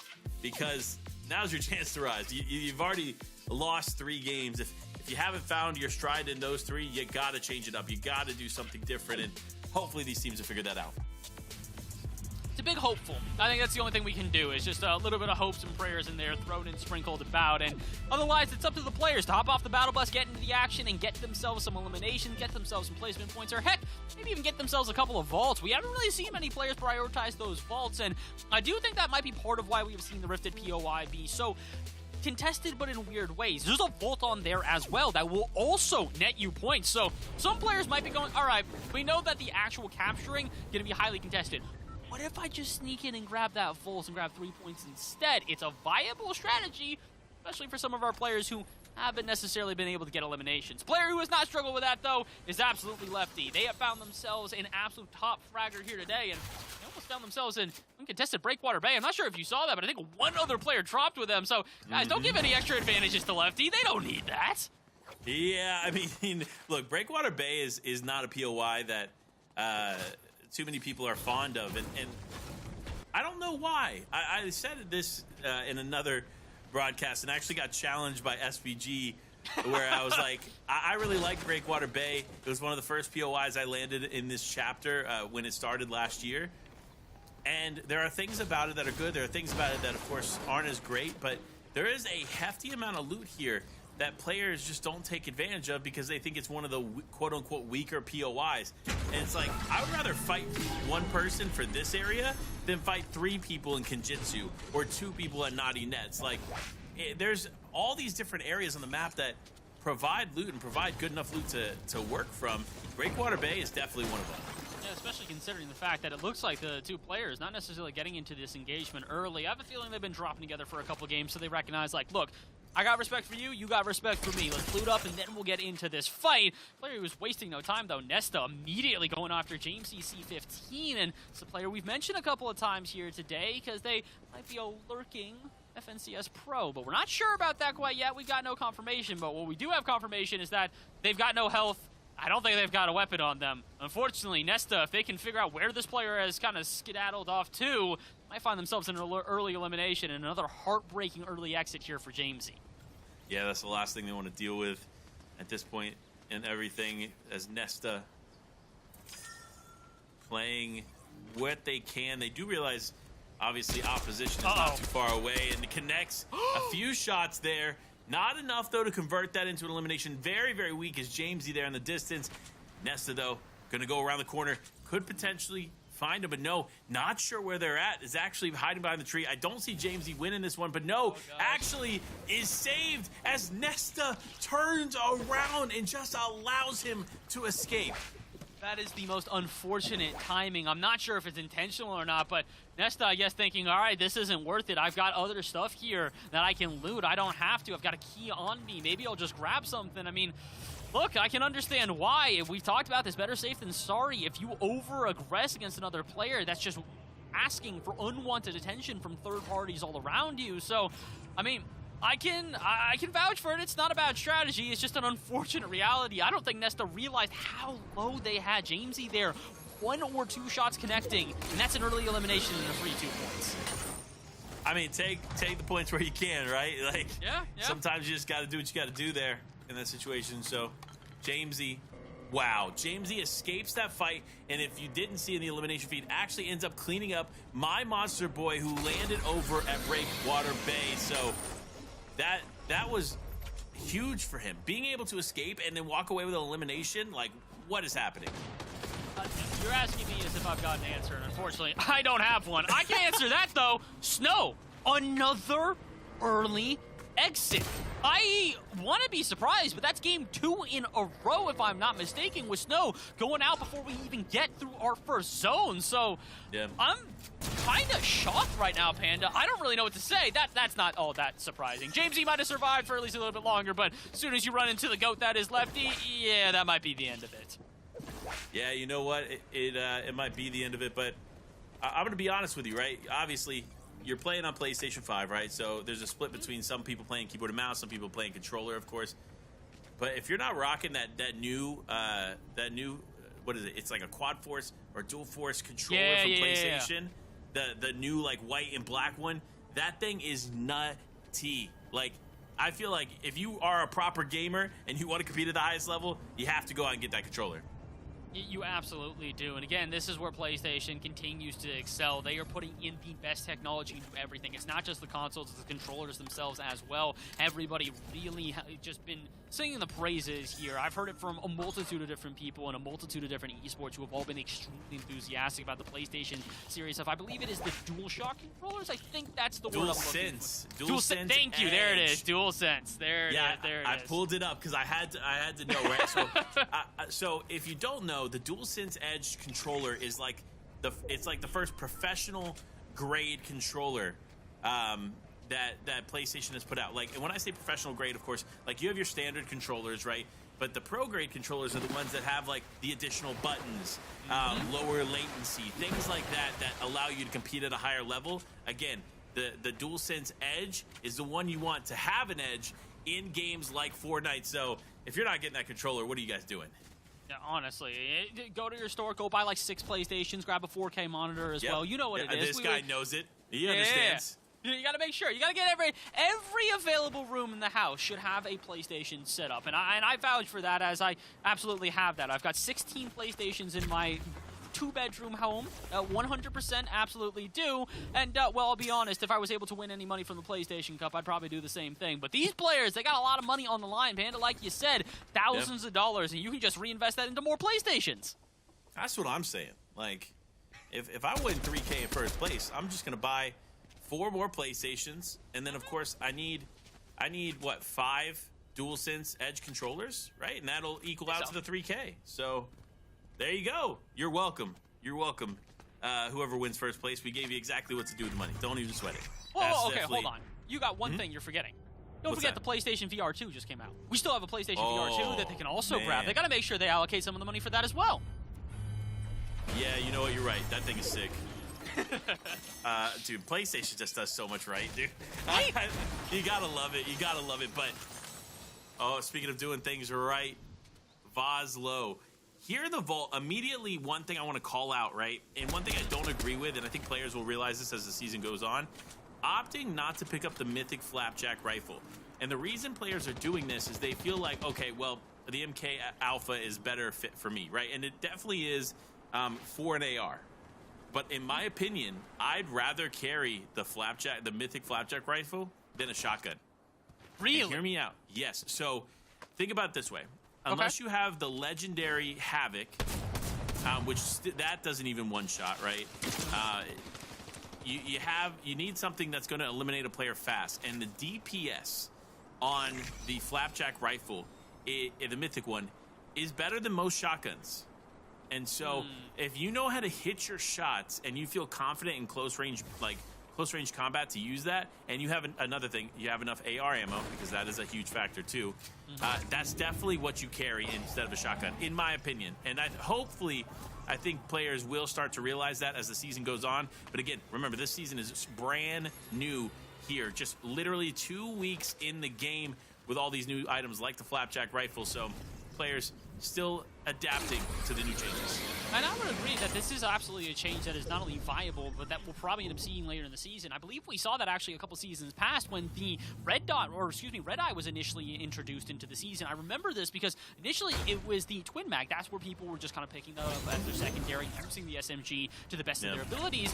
And then all of a sudden we saw players start carrying the Red Eye near them. And why? It was because better damage per second. Unfortunately, it's not damage that Royal's going to be able to use to their advantage. They're going down to a sucky fishy here, unfortunately. But it is one of those things where we saw that people started to use these ARs in a way that was using them in more an SNG status. And you can see that even here, Shotgun not doing it for pucks here. They're just trying to survive, and it looks like they're going to have to retreat for it. Look who's coming in from the edge there. I know you saw that, and I know that Diagram saw it too. Karama just at the edge, and they could cause a big problem here as this is one of the scrappiest fights I've ever seen. In and out of the shield bubble, and Diagram walks away with the elimination. Wow, an unfortunate Diagram is actually going to get picked up there after that, but what a sweet, sweet elimination. The bubble plays are beautiful. The execution there was flawless, and you love it. You love to see it. But look, I got to come back to the Flapjack Rifle for a second. Now that the action is settled a little bit, the enhanced Flapjack Rifle, for the people at home that don't know, the DPS on it, damage per second, is 198.4. There is no other weapon in the game, maybe an SMG, right, that is doing DPS like that. And with how easy it is to aim that weapon, in a second's notice, you can take out almost all of a player's health. Consider it. I'm telling you. Watch. It will be a factor for the future for sure. I'd have to believe you on that one. Today, we got to hope that maybe some players are clever enough to recognize that, but I think most players right now are just kind of recognizing that, really, pace of play has dropped significantly. Panda, it feels like every game we're here, it's taking longer and longer for us to get to that halfway point in terms of players around. We got 73 to go, and we're getting through our third zone, and it's a bit surprising. Like I said, we're so used to players dropping so quickly, but here in zero-build solos, players getting more and more passive, more and more tentative every single one of these games. Even players like Karama, who were coming into this one, just guns a-blazing, shotgun shot after shotgun shot, frag after frag, elimination after elimination. They're sitting at 0 here, and we're almost 30 players gone, so very much a different game from the beginning of the day here. PlayStation Cup EU has truly evolved into a very strategic back and forth, so maybe that flapjack rifle does come into play. Maybe somebody recognizes exactly what you're talking about and, you know, gets a little bit of a leg up on the opponents. Could be the case. Could be the case for sure, but we'll see as they just continue to moving and grooving here. Slam does have the med kit, so they're not really going to have to worry about too much. Does have the slap juice as well, just in case they miss the mark on the med kit, but they're not going to. They're going to go ahead and pop it now. Realistically, I want to talk about the inventory here for Slam real quick. You see, he had the legendary drum shotgun, which is big play. Of course, 187 DPS there on that one. And then he had the MK Alpha, because again, it is a new iteration of the MK7 that we knew from the past. That DPS, 154, and that's just a gray rarity, right? So that's a really solid damage combo for teams that are playing at an interesting distance, right? Because obviously the MK Alpha is going to be that medium range AR, and then of course the drum shotgun is, while it's best close up, it actually is really good at pressuring players back. Right, so if you have a player running towards you and you start spamming the drum shotgun, it allows you to create separation between you and the other player, because if you move backwards while they're moving forwards, they're more likely to take higher levels of damage because you're consistently shooting ahead of them actually moving into the spot. So things to think about here, but also it's time. The fight that we enjoy watching so much every single game is now unfolding here as Scary. Actually, I thought Scary was going for the house, but no, it's actually Lewis FNBR up there already, gonna go ahead and grab the capture point here, or at least start, but needs to be careful. You see all those arrows in the area. Yes, you know players are gonna be fighting Lewis here, so if he's not mindful of that, we could have a problem coming up, but we'll see how this continues out. I'm astonished. We had such a dogfight for this point last game. I mean, I thought that would be the turning point to where players would recognize the value here of the Rifted POI, and it looks like, Lewis, you get another freebie, buddy. That's another 15 points. 30 points through 2 games. They have now equaled out through a minute and a half of direct competition, which isn't even competition, because last game they got it maybe competitively, but this one was more or less free. That is 30 points. It is equal out to a VR for a minute and a half's worth of work. Players are just not paying attention enough here to this Rifted POI. Second game in a row where it kind of feels like Lewis just a little away with a bit of a sneaky one, if you will. Yeah, sneaking in. Lewis could potentially catch Lucas off guard, and there it is. The swarm, such a smart play. Now blocking him off there with the bunker. But remember, Lucas doesn't really have an escape plan. There's not much you can do here, but the bunker is going to provide a layer of protection there. But now he immediately walks in to the swarm, and if he's not careful, he could run into some issues. And sure enough, Lucas going to get picked up. That's Lewis going to not only pick up the POI's capture point, but also going to get that sweet, sweet elimination.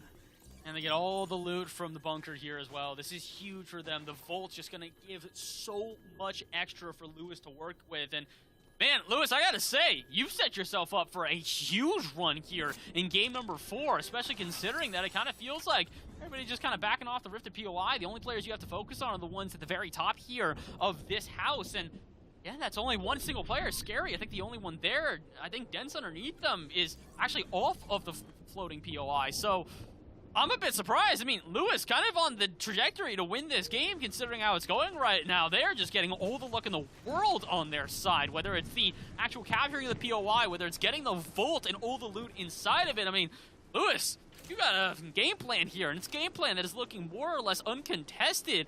Again, Scary on top of the house here, but they haven't even seen Lewis once, and Lewis might actually get the jump on them. They look like they're hunting for even more. If they get to the top of this building and find themselves in elimination, I mean, truly, this would be the most successful challenge of the Rifted POI I've ever seen. Yeah, it'll be interesting. Obviously, Scary has every advantage in the book. I think Lewis realizes that and is just going to opt to try and drop off here, as they've already got the capture point. They got the mythic drum shotgun. They got the fruits of their labor fighting for the floating POI. So now it's just a matter of staying alive, because remember, 15 points is a lot, but of course 30 points for a win, 2 points per elimination. All these things go out the window if you allow yourself to go down at this point. So definitely going to be fighting and staying alive. This player's just down below 2. This is a tough spot for Lewis. If Lewis decides to disengage, go straight down, runs into 2 players. Staying up and fighting the player on the hill or on the house, another problem. Again, so many avenues to consider. Probably the best thing for Lewis now is just hanging out, staying still, and being cautious and waiting for the game to play out. But one thing I do want to mention, of course, as all these incredible games have played out and these players are completely aware of the situation, aware of what's going around, one thing they're aware of too is that, you know what, they can be a little bit more out in the open. They can stand still a little bit longer in areas that maybe a player might see them from a distance but not close up. And the reason for that is snipers aren't in the tournament playlist. So you don't have to worry about the big headshot snipe to convert a fight. No, that's not there. And nothing in the game as of right now that is in the tournament playlist allows for a one shot and you're done. So, yeah. I was going to say, it's especially important in solos. I feel like that's what we have to keep on highlighting, is the fact that if you were to get, headshot off of the sniper and you go one and done, you're at least got somebody to back you up here. There's no backup allowed, so a lot of these players are maybe starting to get a little bit more comfortable with that open air. But I do want to reiterate, please don't take that as just throwing caution to the wind. For a couple of these players, don't get too comfortable, because I've seen that in past. Yeah, Stand out in the open. Okay, my bad. I mean, look, you stand just on the open for Lewis, because he needs a way out of this. And there it is. No, but honestly, yeah, don't throw caution to the wind. Just because we're saying stand out in the open for players at a distance, like what Lewis is doing right here, is safe, that doesn't mean just go out in the middle, don't throw a bunker down, and be surrounded by 6 players. Like, you have to be, like, mindful of these different things. And Lewis actually going to opt to go backwards. Does realize that the med miss is here and is going to play for it. Smart play on his part, because he's got the med miss, he's got the slurp juices, but Scary now completely out and is going to just go and head towards the circle. Great play on their part, but a simultaneously great play from Lewis here as he just continues to survive. Doing a good job at really trying to give himself every advantage possible. He recognizes the fact that people are still going to be focusing on this floating POI in order to try and take shots at a distance from whoever launches off of it. So bait out the launch pad, go back, get some health, redo it, and give yourself a little bit of extra space to work with. And again, we've seen this. Even our best players are starting to get vulnerable. You saw that Karama popping up in the feed yet again here in the top left, going out as we get to our top 40. So nobody's safe. Even our best players today are struggling a little bit in this solos game mode. And again, it is for a reason, a very chaotic game mode which can turn on a dime if you're not careful. And Lewis was very strategic before. Not necessarily the best position for them here. All they've got is a slurp juice on them. They're going to have to use it. 25 health to work with. Although they've got full shields, we talked about this. Your ability to go from 200 to 0 in the blink of an eye, or excuse me, 250 with the overshield included, you need to be careful. So quick conversions when it comes to these eliminations, and there's just no exception. Got a shotgun working on the edge of zone. They know one player's behind them, so they're just not going to let them in. Doing a good job, but also focusing ahead as well. We're getting down to the end zones, and I will say, 7th zone, 35 players. We are usually much less than this when we get this far in. Yeah, we typically are, and big shot comes out there for Elite Spectral. Going to have to run and continue on as Bird's just piecing them up. And that's the beauty of zero build, right? You have to make every decision in a second's notice, and you have to be aware of everybody around you. And the moment you're not aware of somebody there, you immediately get punished for it. That's just the level of focus you have to have in these lobbies. Otherwise, you'll easily end up getting taken out and dealing with unnecessary damage and resource loss, all because you just didn't take a second more to realize, okay, I think a player, it might be over there. Starting to see that it's these little minute adjustments that are really starting to take and make or break players at this point. And again, that's why we talked about it. The first 3 games are a little bit of a warm-up, but notice how quickly the strategies change, the evolvement of this game, the evolution that we have seen continuing game after game after game. This is a little bit more game number 1 there. Technico gonna find themselves a freebie out of nowhere, charged in by Artisan, and that is not going to work out. A shotgun shot will send them packing, and they'll say thank you very much for the 2 points, and that'll be the last thing they do. Extreme actually trades it out and finds an elimination of their own. Yeah, a little thank you next there as they keep going. But no, Extreme actually going to go down, and that's Butter picking him up again. A top 20 finish for Butter, just continually racking up all of those placement points and isn't slowing down. 2 eliminations, make that 3 as he almost loses there in that fight, but has the slurp juice, is going to get back in it and super healthy here as he continues to play on, though. Look at the map. He's in the furthest zone to rotate. What does he do? He ends up finding more resources. This guy, I don't know if he's just getting lucky or what is happening here, but everything you could possibly need in this game and more, he's finding. I will say this every day of the week. I would rather be lucky than skillful. If Lady Luck is on your side, use her to your advantage. Do whatever you can to take that, because picking up 2 slurp juices in front of you after scrambling just to only hold on to a med miss, my guy, I don't understand, but I need to get some insight. We're going to have a convo after this one about what you're doing, what rituals you might have to just garner this amount of luck. Does Act have any of that luck on their side? Apparently not. A shield bubble going to prevent them from getting an elimination, and uh-oh. They're in between a rock and a hard place right now. Samurai in front of them. They know the player that they just took shots at. Lewis is the one is going to also be aware of them there. Act, you got to at least get 1 elimination here because you've got no easy escape. And with the zone pushing behind you, the storm is just on your tail. Act, it's time to show yourself. What are you going to do? Shots from a distance all around. You got to move. Shield bubbles up. That doesn't even do anything. Samurai's right in front. They can pop in at any moment. I mean, oh boy, I do not envy Act, and I don't envy Butters. They're gonna go down as well. Samurai looking around, trying to find elimination. Finally, the engagement comes, and Act will survive. A shotgun shot sends their opponent packing. And that is what you love to see, folks. Act stepping up to the plate here and cleaning up the competition. Remember, second half player definitely showing up when they need to, but they're going up against Scary Woo and Lewis. This was literally 2 players we saw on the island just moments ago, now finding themselves success here in the end game. Can they hold on, though, as Lewis looks for any shots that he can connect? Ends up connecting one big one there onto Rack Yeezy. Down, dropping down, though. Can he get another one there? He is so close here to finishing this one, but now he's able to convert it. There it is. Lewis getting another elim down. Can he put some more as Birch is also on the hunt? You see him diving into the shield bubble. He could make something happen here. All it takes is a few shots to convert, and he's in the money. Lewis, big shots onto Aoxy. Can he finish him off? No! Lewis is out.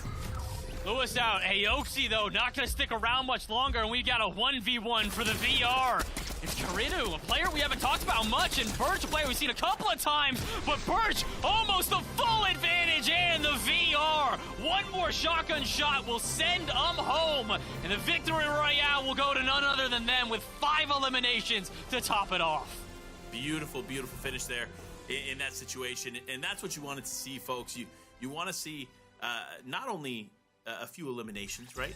You want to see the VR. You want to see the winning moment. And Birch played that win to perfection, using the bunkers to leverage a nice little high ground spot that otherwise wouldn't be there. Playing patient, not taking every single fight that they see. These are all elements of champions and winners. And that's why you see another winner crown here in Game 4. We just continue to see this. Nobody really finding too much consistency here. Even our front runners that were expecting to kind of just, continue to level themselves up are struggling in the wrong moments here. Lewis, not a struggle game for them, though, whatsoever. Top 5 finish, plus being able to capture the POI. All around, one of the best games we've seen out of them. And, well, this play also happened. I don't know if I'd necessarily say it's the best play we've seen. This one, a whole different caliber. Birch just edging out their opponent here, not allowing them into any safety. And one shotgun shot will secure it. A VR there for Birch. And that's them 40 total points. But Lewis not far behind in 6th place at 38. So, and this is why it's so important to mention this, right? So, Lewis, without the capture point, right, would have gotten about 23 points, right? With the capture point, walks away with that additional 15 points, putting them right up with Birch, close to the winner, right? I cannot stress this enough. That capture point is so valuable, people. If you're not fighting for it, you're making mistakes here, especially if you find yourself far behind on the leaderboard.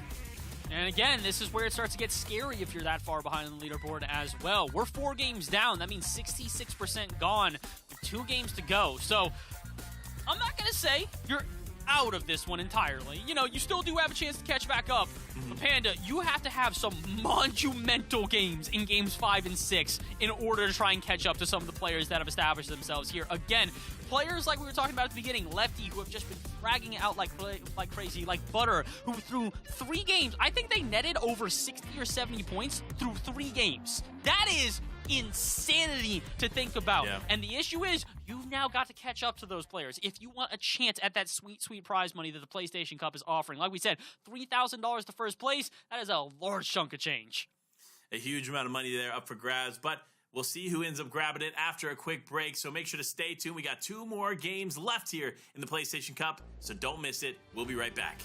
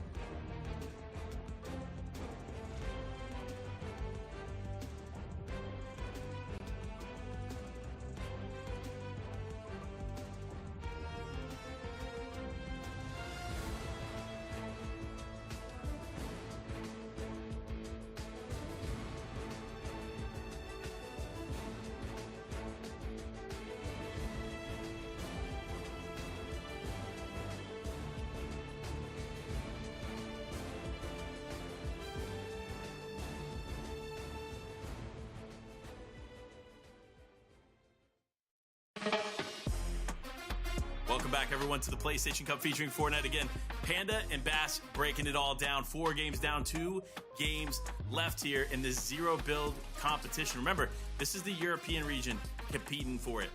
Next up, we have NA competing in the standard BR, so you don't want to miss that. That'll be shortly after this one, but let's dive into the leaderboard. Let's look at the official standings and where these players are at, and of course, Butter.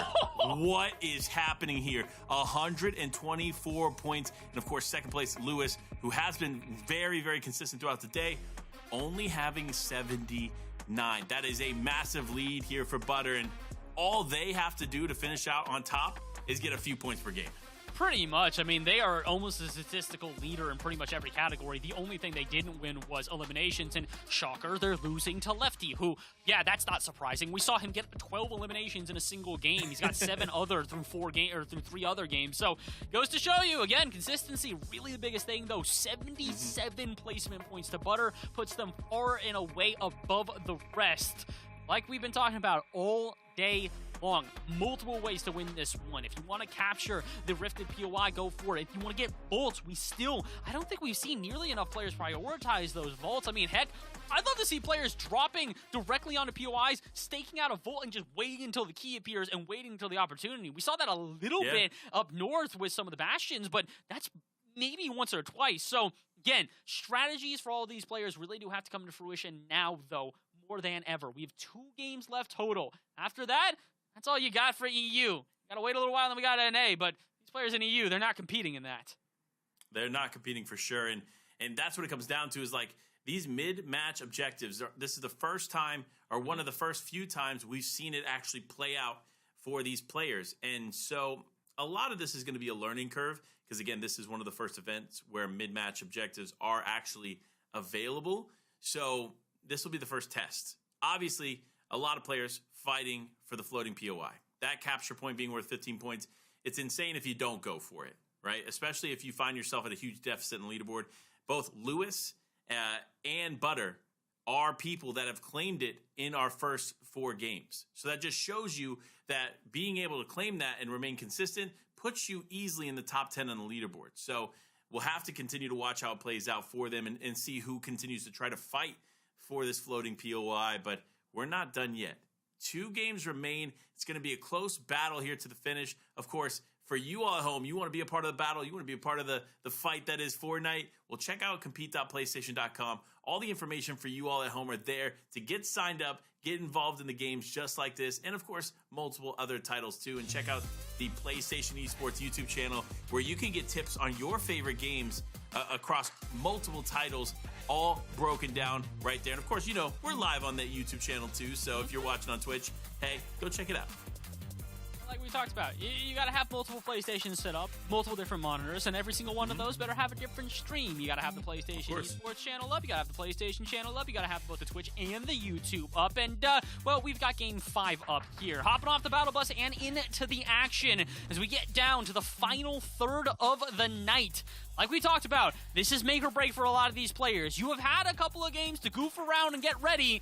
You don't have that anymore. If you don't clutch up at the end here, this could be the difference between winning multiple $1,000 and only walking away with a couple of hundred. And while that couple of hundred may still be a decent chunk of change, it is nothing in comparison to the 4 figures you could earn if you finish high up here on the leaderboard. So let's get into it. Butter, our first place winner. He has not only been able to show himself in placements and eliminations, but just all around our most consistent player tonight. Definitely very consistent here and landing over in the snowy area. It's no wonder that they've been able to be consistent. Lots of great loot, natural mobility, and of course, lots of other players here close by. And with Butter being as strong of a fighter as they are, it doesn't surprise me that they've been able to capitalize on everything that this area presents for them. And this is another big thing that I think a lot of people don't really play into in these areas are these secret cubicles and secret like corners of the structures in the snowy area tend to have not only these chests, but also those barrels that you saw there just moments ago. And being able to heal up naturally without having to use your own shield potions or anything else is so valuable.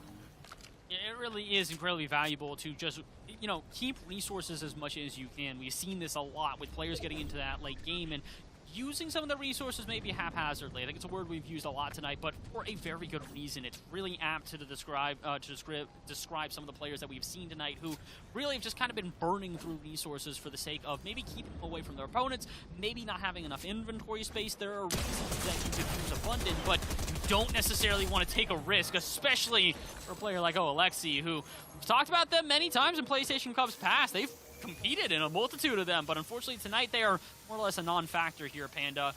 Anzuri gonna find themselves an easy first elimination. Look, it starts easy, but it never ends easy. So all I'm saying is, well, that's one elimination and a good momentum shifter for them. They gotta keep moving. They can't become complacent, let themselves slip down the pipe that is confidence or overconfidence. So we'll see how it continues to go for them. But Butter quickly moving here over to the outskirts of Shady Stilton. This is one of the things that I think makes the new POIs very scary.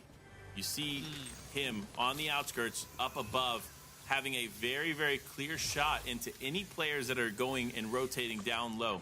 While there are trees to cover you in the new POIs like Shady Stilts, it's still not enough for players like Butter who can easily just scope in and try to take shots in every instance that you show yourself. And again, this is where we keep on talking about those long-distance engagements can really scare away players as well. You even talked about it with the shotgun, is players who are trying to charge in, seeing a porta bunker go down, thinking, all right, there's a fight here that I can take, and just kind of have a couple of shotgun shots spray at them, and then have to kind of second-guess themselves. The same idea with a lot of these scoped weapons that are keeping players at bay from a distance. Speaking of which, Ibra trying to do exactly that. I like it. Bush Warrior. This is what we're looking for. Players who are just going to kind of, hide in the bush, take their time, and wait for their opportunity. People are going to find their opportunity here. They got console in front of them in the line it up. Early eliminations here, not only going to be a good idea to just kind of give yourself some momentum, but to really build some confidence as well. Players like Ibra who need a plethora of eliminations, who need to get it going here in the back half of the day, as they've only got 7 points total. Early eliminations would be huge. Unfortunately, do not find one. Multiple other players, though, still lurking around Steamy Springs, so I'd be surprised if that's the last fight that they have to go through. Same here for Toxie, as boy, 1v1 versus Oluka, and we've seen Oluka win these before. We've seen Toxie lose them, so be careful to both sides here of this engagement. Yeah, we're going to have to watch this one closely. Already using both shield bubbles on both ends. The fight's going to be an interesting one to take, and of course, Toxie going to end up losing yet again in this fight. Oixa going to be the victor, and at the same time, going to immediately get the plentiful loot that is within, but Lefty, oh no, this might have been a mistake here. Lefty trying to dive in and get a fight, and again, choosing to run away instead of turning and fighting. Sad to see in that situation. They could have potentially turned it around, but no, Elite Spectral going to pick that one up, and honestly, a deserved pickup in that situation.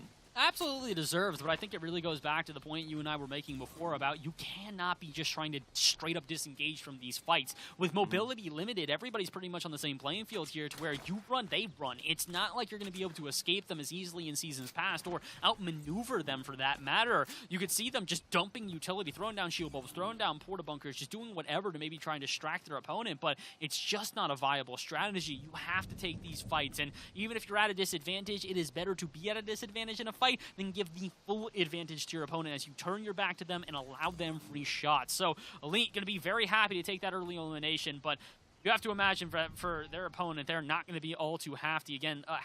Lefty, a player that has done well, has shown themselves. They're top 3 right now, but after going out that early in game number 5, they are leaving that spot on the leaderboard very open for anyone to take. Anyone can take it. It's just a matter of who's ready for it, as a rift coming out here for CZ Sure.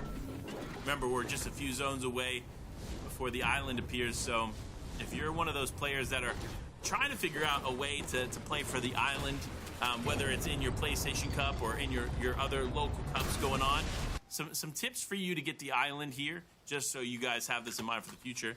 You want to play towards a center right or center left of zone. Mm-hmm. Typically, the island tries to appear on one of those sides, so if you play towards the very, very center, it'll be easier for you to rotate to once you see the first rift appears. And that's what it is. It first shows a rift, then once the rift goes, it then appears with the island. So you'll have a little bit of an indicator before it actually fully appears that it's coming. The best way to play for that, sit in the center of the third zone. That's what you're starting to see. You're starting to see players really prep up for that. We talked about it. Lewis going back-to-back with zone captures really has put them in a fantastic point to win some decent amount of money here overall. Second place as it currently stands, but the day's not over. Got a lot more to play here, and Mafioso seems to know exactly that. They find themselves a solid amount of loot here in this vault, and I think that's going to be enough for them to bait out another opponent. They seem to think so, but I hate to break it to you, my friend. You are very much solo out there in that point of the map. Nobody else around you right now. So maybe grab the loot, get ready to get into a fight, and find it elsewhere. Because unfortunately, I don't think that your trap is exactly laid as much as you might have hoped for. It is not. No, you are absolutely correct there. But the vault pick up, get some gold. That's one of the nice things too is, and we haven't really seen too many people using it as much as they should, is when you get these vaults and you get the gold bars, it allows you to swap out augments, it allows you to upgrade weapons, and And there's so much gold in those vaults. If you are able to get a vault, you basically set yourself up to do whatever you want. I'm at this point, it is one of these things where it's very much, there's a lot of freedom being given to these players, like you said. If you grab a vault, if you grab the loot, play however you want to, but unfortunately, as much as there's open space being given to these players, a lot less just sort of drilling players from an opponent into open area. It's about winning these one-on-one engagements. We're seeing this a lot, with players just kind of rushing into each other, getting very close proximity, and then one of the two players just hitting their shots a little bit more cleanly than the other. So you got to be on your A game right now. It feels like a lot of players are still kind of taking this as a warm-up feeling or feeling out period, trying to see how their opponents are going to play. You don't have that availability anymore. You have to make sure every shot you shoot is landing. You have to make sure that every engagement you take, you are 100% confident when taking said engagement, or otherwise it could leave you in a pretty poor position. Vosloo in a fantastic position right now. They've got the Citadel more or less uncontested and not a single soul in sight. They can rotate into the zone freely, and even after that, they might be able to go on a nice leisurely stroll through the rest of this map as nobody around them to contest them. No one there, which is a good and bad thing for Vosloo. Obviously, Vosloo spending extra time here because they want the elimination, because they want to find an unsuspecting player and catch them off guard, but they're going to need to start moving here soon with Samurai in the distance, though. Could cause some problems for Vosloo as they got to rotate here and within about a minute. Because Zone 3, once that baby starts closing in, you're going to have to move, and with the new structures of these zones and now ending with 12 zones instead of 9 in the past, it allows for a bit less like standstill movement outside of zones, because Zone 3 will close and it closes fast. And then when Zone 4 appears, that's when the island appears and when a lot of movement takes place. So you have to be cautious of that, be mindful of the way that the zones are moving, and take advantage of every zone as it comes. But Butter actually looks like they're about to do roughly what we said to do, and that is start heading towards the center of the zone, but got to make sure you rift up first, and that's what Butter's going to do there. And here it is, the movement going over to where they need to go to potentially position themselves for the island, and then go for the island. These are all great plays, and this just shows you why Butter's up at the top on the leaderboard. You're just playing this one so smart. Front to back, every single advantage that they could have, they have taken at this point. Whether it's just being able to move through these zones more efficiently and fluidly than their opponents, being able to rack up those eliminations. Again, the only player that has been able to sustain more eliminations so far here has been Lefty, and Lefty early out of this game. So Butter in a huge advantage to just kind of secure this entire PlayStation Cup if they have a good enough game number 5. Again, they are, I believe it was almost 50 points, somewhere around that range, higher than the rest of the pack, or at least on average at this point. So with number 3 going down early, with Lewis really relying on those POI, on the Rifted POI points to give themselves any points overall, Butter's in a great position right now. They have a huge chance to take that Rifted POI, take some eliminations, and keep themselves in this game. Swipe going to stay in this game as well. They're going to pick up an elimination, but they're still in not the greatest position. It looks like they do have a player chasing them down, and they're going to have to use that med miss very quickly just to try and heal back on up to at least a fightable position. I think they might have escaped. As you guys can see, a couple of players south of them were looking to get that little bit of a hunt towards the prey, but it's not going to happen. So Swipe getting away with something there, and probably pretty happy about that. They're at 30 points overall, so if they have a big enough game number 5, Panda, they could shoot themselves up pretty far on the leaderboard. They definitely can, so we'll tune in with them, of course, as the game continues on. We got to talk about Jolty taking this fight here, taking a lot of damage, and unfortunately going to go down. Listen, you never take a fight against someone who has the right-hand peek. And with him, with Waiters having the right-hand peek, or right-hand peek there, it just was never going to end a different way unless you got a significant shot with a Havoc shotgun, which they just didn't have. So for them, a bit of a misplay, but it's okay. That's how you learn. You get in those fights and you learn from them. And of course, Cortez, wait, safely gonna get by that? I was like, okay, Cortez probably gonna go down here to the player right next to them as they just try to rotate in. They don't have any structures here. Ooh, this is gonna be tough. No bubbles, no bunkers, and players looming all around. Could we see a play for this? And there it is. The island has appeared. Some players are gonna go for it. We'll see who ends up actually getting it here. But no one immediately hitting the rift. That's interesting. Because remember, for those at home that don't know how this works, in Zone 4, there will be rifts that appear to let you know that the island will appear soon.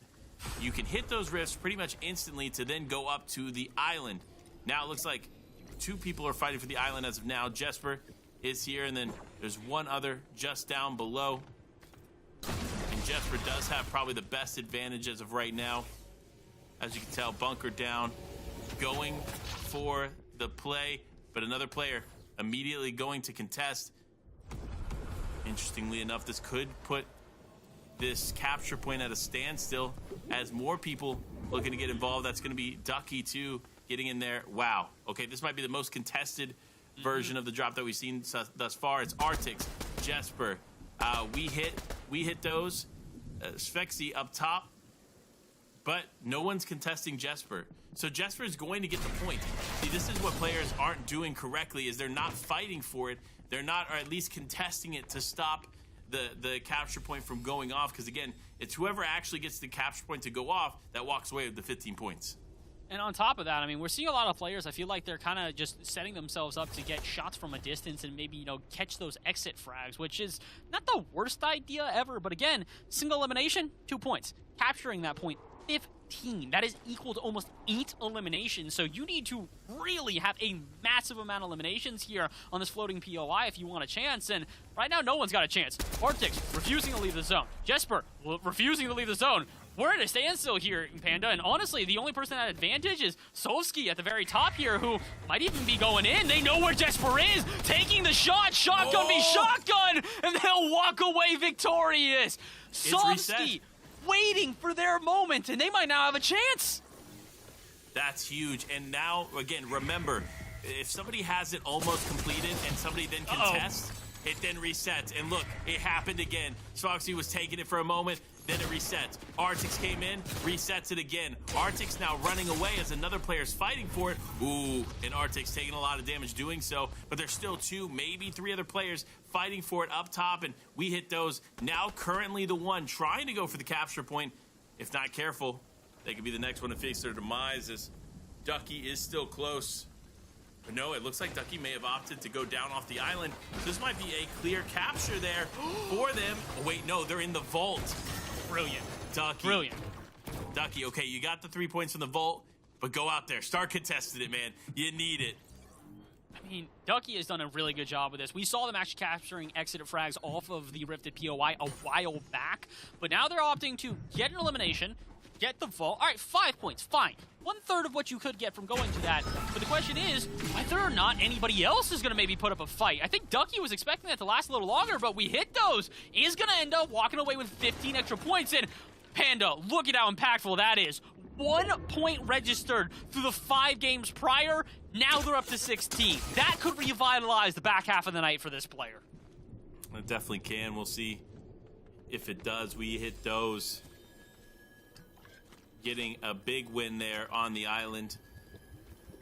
Could end up bringing a second win here in the last 2 games. Because, again, remember, this is the 5th game. The penultimate game here in the European region. And so what happens next is super, super vital as they just try to connect from below. Looking down, though, there are some teams below, but no one that's really just completely showing themselves. And wait, Cortez realizes that there's potentially somebody in that trash can. I do believe that. What they did miss is there was somebody in the truck there as well. And they were literally just sitting right there in the truck. So, interestingly enough, these players might just be able to skate by in this moment. But now that everybody's got to move, it's not going to last much longer. I don't understand how Cortez got away with that. There was like 3 or 4 people in that gas station, and everybody knew everybody else was there. They almost didn't get away with it, actually, the Rift. And it saved their day by far. React, though, I saw them go through it, and yeah, they're hunting down Cortez. They see them. They're just chasing. Is it going to work out? Cortez actually might get hit by a different player at this point. Shots from a distance, draining them of their entire shield. Luckily enough, they have slurp juices on them, but they got to be careful here as not the only player that took that rift. Like we said, React in front of them now. Kind of blocks their path into the zone. I think React knows that. They're waiting. React see each other. Tong sees them. There's nobody understanding here. Is Cortez not taking a shot? I think they're just kind of waiting. Nobody really wants to make the first move, and you're going to have to. Cortez not even taking shots if the new player comes in. They just don't want to engage. I don't know what's happening right now because I was about to say Evo can get easy shots on the Cortez, so that's an issue right there. Tong Wong is just using the bunker to like kind of stay alive here, and then Cortez is using the ice structure to stay in this one. But again, in my opinion, Cortez needs to force the fight onto Evo for the bunker. Then once you get the bunker, because you don't have any supplies, you hope that with that elimination, you're able to pick up a couple things, whether it's bubbles, shields, whatever, or bubbles, bunkers, whatever. Then you can kind of wait and just hang out. But oh no, we hit those. That might be a little waste of a bunker, unfortunately, because now that you can't climb in and fully protect yourself there in that situation, could be definitely a lost one. We'll see if anybody decides to focus them. Again, remember, they were able to get the capture point on the floating island, so huge win there, but they want to add as many points to the game as they can as they get big shots there onto Royal. But Royal just patient. It's so quiet. I feel like you would hear a pin drop right now. Nobody wants to take these engagements. And again, I mean, usually we kind of see the complete opposite of this as we get further into these games. Many times in PlayStation Cups past, when you and I have been casting these, we see this. We get into games 5 and 6, and all caution is thrown to the wind. Players are just diving on top of each other. And in this one, no one even wants to make a splash. Forget a dive, they're not going to cannonball. Nobody wants to do anything that's going to overexpose themselves, and it's for a good reason. Again, just players playing so patiently right now, waiting for their moment. They'd rather not take the fight if they can, and just over and over again, players just waiting with bated breath for the first engagement. We hit though, seems like the most aggro player in the lobby, and even they have 0 eliminations right now. So I'm a bit surprised, as it does look like there is at least a battle going down at the Bastion. Somebody gonna walk away with an elimination there. Not exactly sure who, but I think it's Luca, a player that we've seen a couple of times get into these 1v1s, and they've been relatively successful every time. Maybe this game is their game, Panda. It could be very well their game. We'll see though how it plays out. So many people playing off this building, and obviously it's one of the few existing structures there in the zone, so it makes sense why players are here. But players like Amplify, they don't want to waste a single moment. Again, literally them just surviving a few more seconds there got them another point there added on, and that's why they're at 11 for the game. So they know how valuable placement is. This point, once you hit zone 7, zone 8, that's when everybody starts dropping like flies. And so if you can remain patient, remain in the zone, and remain safe, you might just be able to scrape up quite a few placement points along the way. And also maybe get an elimination point if you can charge into a box like that and be successful. Very impressed to see that 1v1 go down and nobody come out of it all too cleanly. And Butter not going to be able to add too much to their tally. We said they were relatively comfortable in first place. The next hit before we get down to our top 25 is rather surprising, if I'm being honest. Here, though, going to find themselves with a little bit of something to work with. They got the height advantage on the rest of the players around them. They've got the AR in hand, so they can drill shots from a distance, but you do more than that. They need to get some eliminations. 0 so far here, and although they found themselves late into this game, those eliminations really going to be what separates our top players in lobbies like this, where they're so far and few between. This is a chance, but the shield bubble going to prevent them from any further shots landing. See this, T just not going in circles right now, looking for anybody to pop their head up at an inopportune time. They're going to take fall damage. They're so eager to move. I don't really know if that was necessary at the time. There's a little bit left before the zone pulls, but they're going to try to get ahead of it. I will say, though, the height differences right now, Panda, look at the highs and lows. Players playing in valleys, other ones up top on top of the mountain, shooting from a distance. It's been a rather chaotic zone pull here up in the north. Yeah, and it's going to continue to be chaotic as lots of players stacked on top of one another here in the final moments.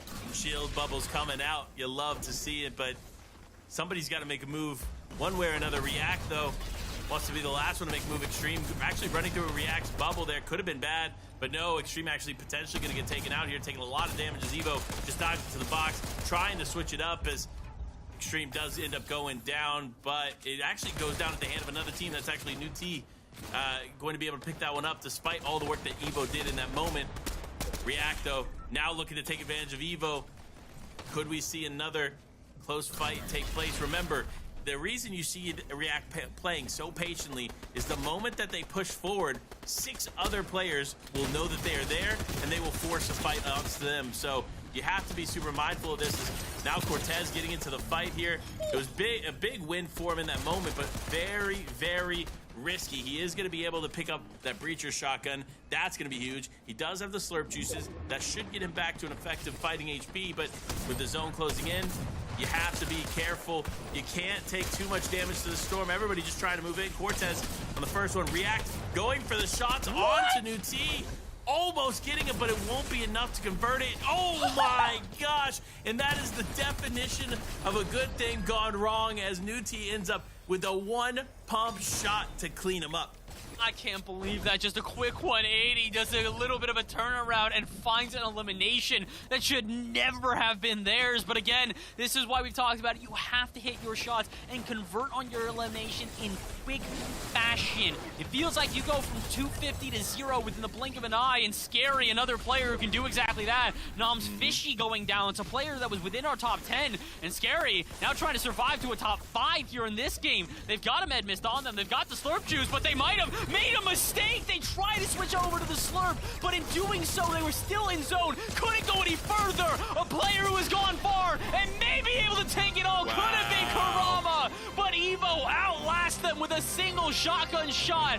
And before you even know it, we're done with Game 5. Victory Royale going to Evo. Like, how does that even happen, right? It looked so confidently in Karama's position. He had a little bit of a height advantage, had a health advantage, but no, Evo cleaned that one up to finish the game. You love to see it. Both Karama and Evo had a really, really solid start to the day. Karama obviously having a little bit more success than Evo, but of course, it all comes down to the way you finish these games, and congratulations, Evo, on a very, very sweet victory. You earned that one. Oh, absolutely, and it might be able to earn them a little bit of extra cash as well. Victory Royale this late into the day is absolutely going to do you favors when it comes to going up the leaderboard, and player that we want to talk about on the leaderboard, Butter there. Again, we said a good performance here in Game 5 could have really secured the PlayStation Cup for them, and I hate to say it, I don't think that was enough to secure it. I don't think it was either, so we'll see, though, as we get ready to finish out here the PlayStation Cup for the European region. And again, this is just a zero build cup. We have a standard BR cup going on in Europe, and then we have both zero build and standard BR going on in NA. But of course, remember, we're going to be broadcasting the standard BR, not the zero build for NA. So we'll get into those, of course, a little bit later. But there it is, Evo, 36 total points. And it does look like, despite other players getting more eliminations and things like that, Evo will walk away as the lobby leader of this one with 36 points. I mean, we talked about this. This is probably the most passive lobby we have seen so far. Game number 5, a lot of players just not opting to go for high frag games. I mean, most that I saw on page number 1 there was 5 eliminations, and that was all the way in 20th place. So, really, a very standard game of Fortnite here in game number 5, which is, as much as it, should be the standard, is not the standard here so far today for PlayStation Cup. We have seen players with this pop-off moments, and they didn't see much of that in Game 5. Too standard for me to think that the leaderboard has been shaken up too much here. So, as we look back to the back half of the game, I gotta wonder if we're really going to see much of a shakeup in Game 6, or maybe do we already have a set-in-stone top 10?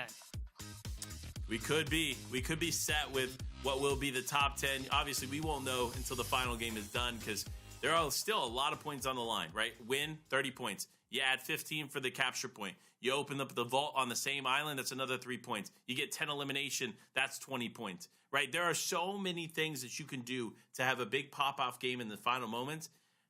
And I think some of these players are starting to realize this, because look at the way that the fight for the island has continued to grow and continue to evolve. Some players are opting to wait a little bit. They're saying, you know what? I'm not going to go up to the island first. I'm going to be second, maybe third up there. I'm going to wait until I hear somebody else try to take the fight to the point, and if somebody else doesn't take the point, fight, and I see that it's getting a little too close, then I'll hop in. Like, people are starting to actually strategize on how to get those 15 points, which is great to see. I mean, it's just too risky for a lot of these people right now, is that they recognize that, yeah, it's great to get 15 points, but you know what's not great? If you end up getting 0 points because you get eliminated, and then all of a sudden your fight for those 15 doesn't matter whatsoever. So we're seeing players definitely try and sort of weigh the risk of these type of moves right now. They don't want to overexert themselves because they know that could be the end of their game and potentially the end of their day, because we're about to go on to game number 6. And we're having other players that are like, you know what? Forget it. Why not? I don't have anything else to lose at this point. I'm too far back to be able to catch up just through standard play, so let's take a risk. Let's try and play a little bit crazier, and we'll get ready. I think game number 6 is about to have all the crazy in the world. We've seen this with PlayStation Cups prior, is players kind of go and throw caution to the wind in game 6. You got the players who are going to play it safe. I would think our top 10, a lot of those players are Lewis's, our Snows, our Butters, our Lefties, might play a little bit safer. But everybody else, this is about to be a free-for-all. Get ready to get into the mud with the pigs. It's going to be absolutely nuts.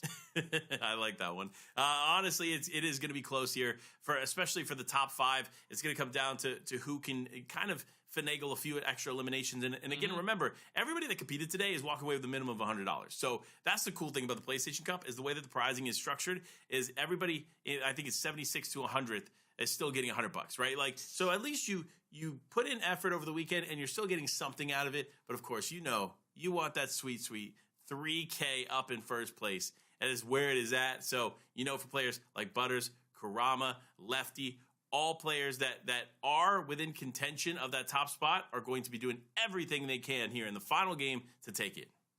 And we've got our final game just about ready here. Game number 6 of 6. Like we said, we've been gearing up for this one the whole day here for the PlayStation Cup, and honestly, the whole night if you're out in Europe here. It's getting a little bit late there, so make sure you got yourself still ready to go. You got a snack in hand to give you some of those carbs to get you prepared, because we've got one last game. And like we said, Panda, this one is make or break. For a lot of these players, if they want to get over that threshold of just only getting $100, they need to have a huge game number 6 to secure themselves at least a little bit more.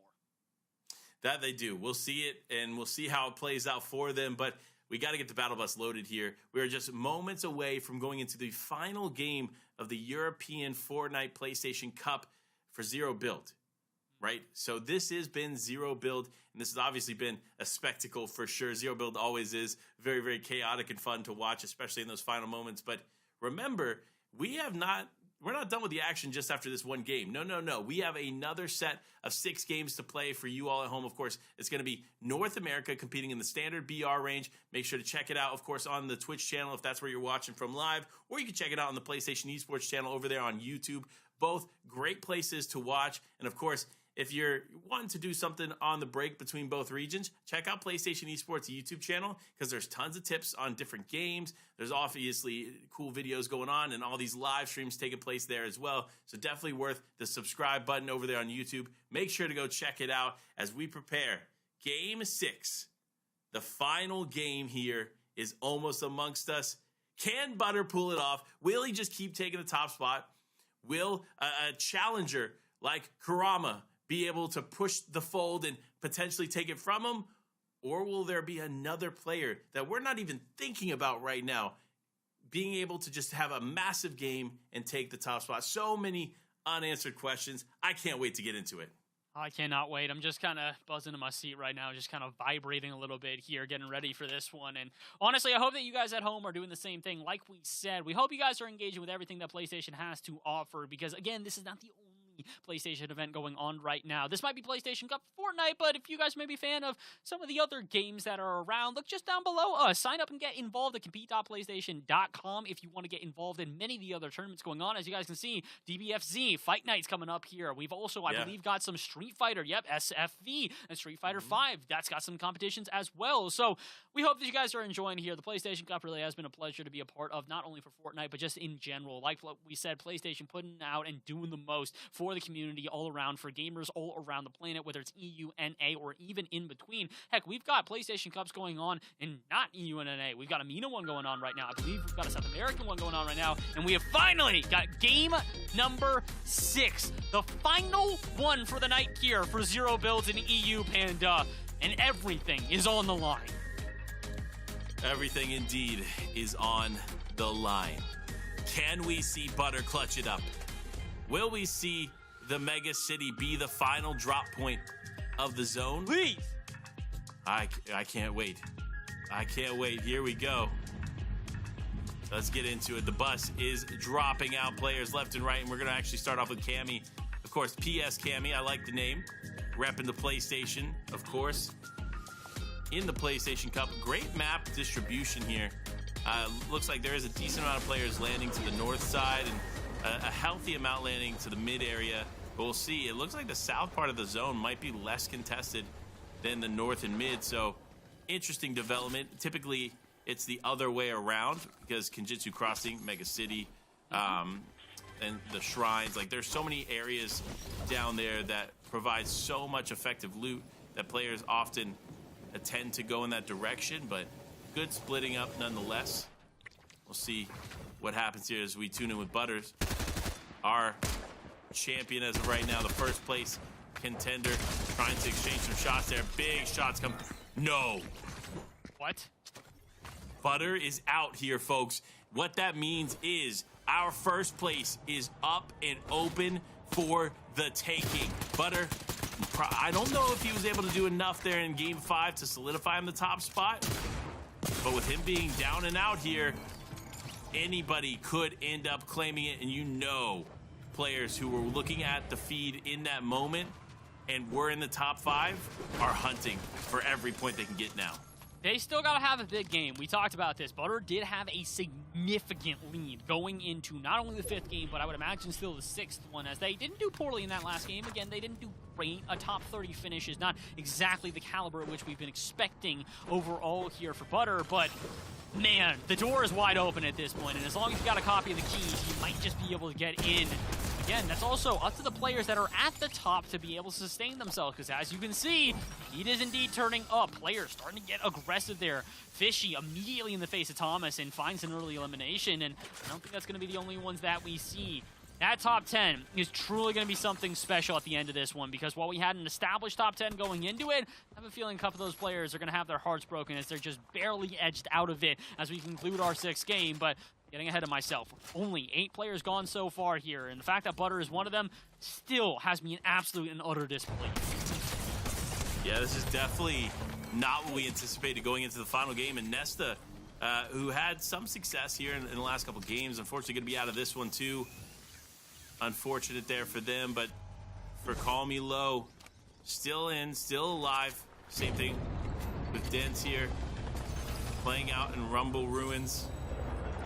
Is going to be able to get one of these vault areas, which is nice. Again, the loot that you can find from these places is great. And of course, also being able to rift away if you have a long rotation is nice as well. So we'll see how that plays out for them. But gotta love, there it is. It's the Tilted Tower.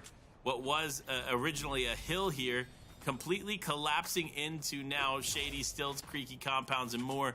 Make sure, if you haven't checked out the new season of Fortnite up until this point, go check it out. Lots of great stuff going on along the map. And a little fun fact here for you. You might see here in the inventory, that is a new weapon. It is the MK Alpha. Yes, it is a new weapon. It does look like the old MK7, but there have been different adjustments to it between fire rate, bloom, and more. You're definitely going to want to check this one out once you dive into your next game of Fortnite, for all of you watching at home. But for Barter now, we got to focus in. Locking in, shield bubble in hand. At least one utility item to use for this fight, but no, actually going to opt to disengage here. Actually, no, potentially just try to reposition in the fight as Lucas does end up slipping away. Could be a fight to take, and it is here as Barter, confident in their ability, ends up getting caught and shot by somebody else in a distance. That's going to be J-Bear there over in Lonely Labs. This is just becoming too much, I think, for a fight to take. So smart on Barter to just disengage, continue to look in Lucas's direction, and hope maybe a shot can show itself, but otherwise just rotate away. We talked about it. You really do need to make sure that you keep yourself in this game as long as possible. Unfortunately, if you go down early in game number 6, that kind of solidifies that's the end of your day. You don't have an option to regain. So a lot of these players, that's better safe than sorry mentality. Something we've talked about all day long, and here in game 6, I think it is more poignant than ever. Hilly doesn't seem to think that, though. They're just chasing down their opponent, although it does look like Swipe might have gotten away a little bit. AR in hand. Can they hit any of their shots? Unfortunately not. Maybe one or two. They're still around. Come on, Hilly. You gotta finish this off. And unfortunately, they can't quite. Swipe gonna get away here. Have I spoken too soon? More shots from a distance. Hilly still trying to hit a couple. And again, despite a scoped weapon in hand, just not enough for them to find some early points here in game 6. Yeah, it'll be tough here to see how this plays out. I'm looking at the leaderboard, right? Just getting a little bit of insight as to what needs to be done, right? So realistically, Butter is about 40 points ahead of second place. So, for second place to come back and win this one, they need either the win and 5 eliminations, or they need the island and 5 eliminations and a decent placement, like again top 10, top 5 probably realistically. Those things will grant Lewis the win over Butter, but that just shows you how consistent Butter was up until that final game for him to be able to say, like, look, I've done all this and no one still can really come close to touching my score. It is absolutely insane to think that Butter has gone out in 99th, literally our first eliminated, and they're still relatively safe in first place. Not necessarily guaranteed, but again, like you said, any of the scenarios you just talked about have to be big performances out of Lewis still to catch up. It's not guaranteed, not by any stretch of the imagination. They need to have a solid performance here. And if they can slip up a little bit, all of a sudden that first place is relatively secure. So we'll check in on Lewis later. We'll check in on Mafioso right now, who is having a good start to their day. They're finding themselves a solid first elimination, and like C4 might just join them. They're chasing down Jolty here and just trying to figure out where this player is. Jolty actually kind of exposing themselves. 8 shots from just behind that porta bunker, but I don't think that C4 is going to let that porta bunker stand in the way.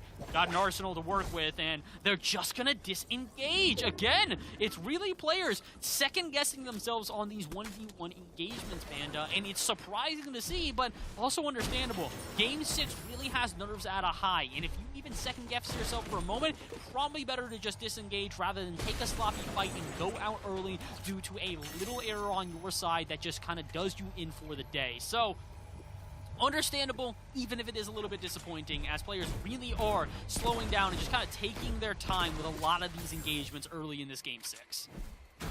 Yeah, definitely something to pay close attention to as these games continue on. Mafioso, interestingly, it seems to get this vault pretty much uncontested every single time, which I don't know that that's, like, fair. To be honest, like, that's 3 points by itself. Why is no one fighting for this? I don't know. It's just confusing. It feels like, I don't know what it is, but I guess it's maybe just the point total here. People have been looking at the 15 points for the Rifted POI and go, that's a significant amount of points. I can understand that. Can't necessarily understand Hanzari going down early there. That's a bit unfortunate, as Cortez the Giraffe is going to find themselves their second elimination. But they look at the 15 points for the Rifted POI and go, that's a huge sum of points. They look at the Volts and they go, okay, 1 more point than an elimination. I'd rather focus on eliminations because the Volt's already going to be contested and be difficult. But because everybody's got that, mentality of it's going to be contested, it's going to be difficult to get a Volt because now there's added, reason to go to it, nobody's actually going to the Volt. So it's a little bit of a psyching of themselves out, and it's surprising to see, but I guess if you break it down to a more analytical level, it's kind of understandable. Yeah, we'll see how it continues to play out for these players, but yeah, I definitely think this not necessarily ideal. They need to start looping in different ways to hit multiple Volts, and that's another thing too that realistically these players haven't had the time to adjust to and figure out because the season is so new, is that you could probably set up a loop path. Let's just say like Brutal Bastion over to the left towards Shady Stilts and find another Volt and go south and find that Volt. And there's a lot of that, but no. Lucas, who is having some success here in the second half, unfortunately going to be out of this one, and that's going to be the final game for them, as Royal also picking up another one. 2 big plays there for them. Curious where Royal is on the leaderboard. Actually, in 26th, I got them right here.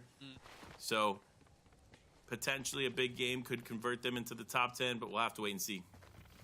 A lot of players right now, I would say, hunting for that top 10 more than anything else. Our top 3, not necessarily solidified. I'd say that 3rd position is relatively up in the air, and heck, even the 2nd one is if you're able to overtake Lewis enough. But really is a fight right now to just get into that top 10, because again, the prize pool is going to be massively different if you can get into top 10. That's where the real money starts to come around here. Again, first place is going to be $3,000, but if you can at least get yourself into that top 10, you're getting close to $1,000. 6th place being that threshold at 1,000 flat. So a lot of these players really just trying to hunt for that top 10, give themselves a solid enough, placement here in Game 6 that it'll launch them up the leaderboard and into a solid position. So we'll see how it goes. So far, again, Game 6, I will say, started off with a bang, and then it started to slow down a little bit. I feel like by the time we were out of our second zone or so, we were around to 80 players. Now, all of a sudden, we're finding ourselves at 75. Very little movement here in this third zone, and it's for a good reason. Those aggro players have shown themselves early. They're getting aggressive, getting in the faces of their opponents, and all the passive players have now found a way to bunker down and avoid those fights. So, again, contrast is stark here. Certain players just leaving it all out on the table here and just diving into other players, keying them without a second thought.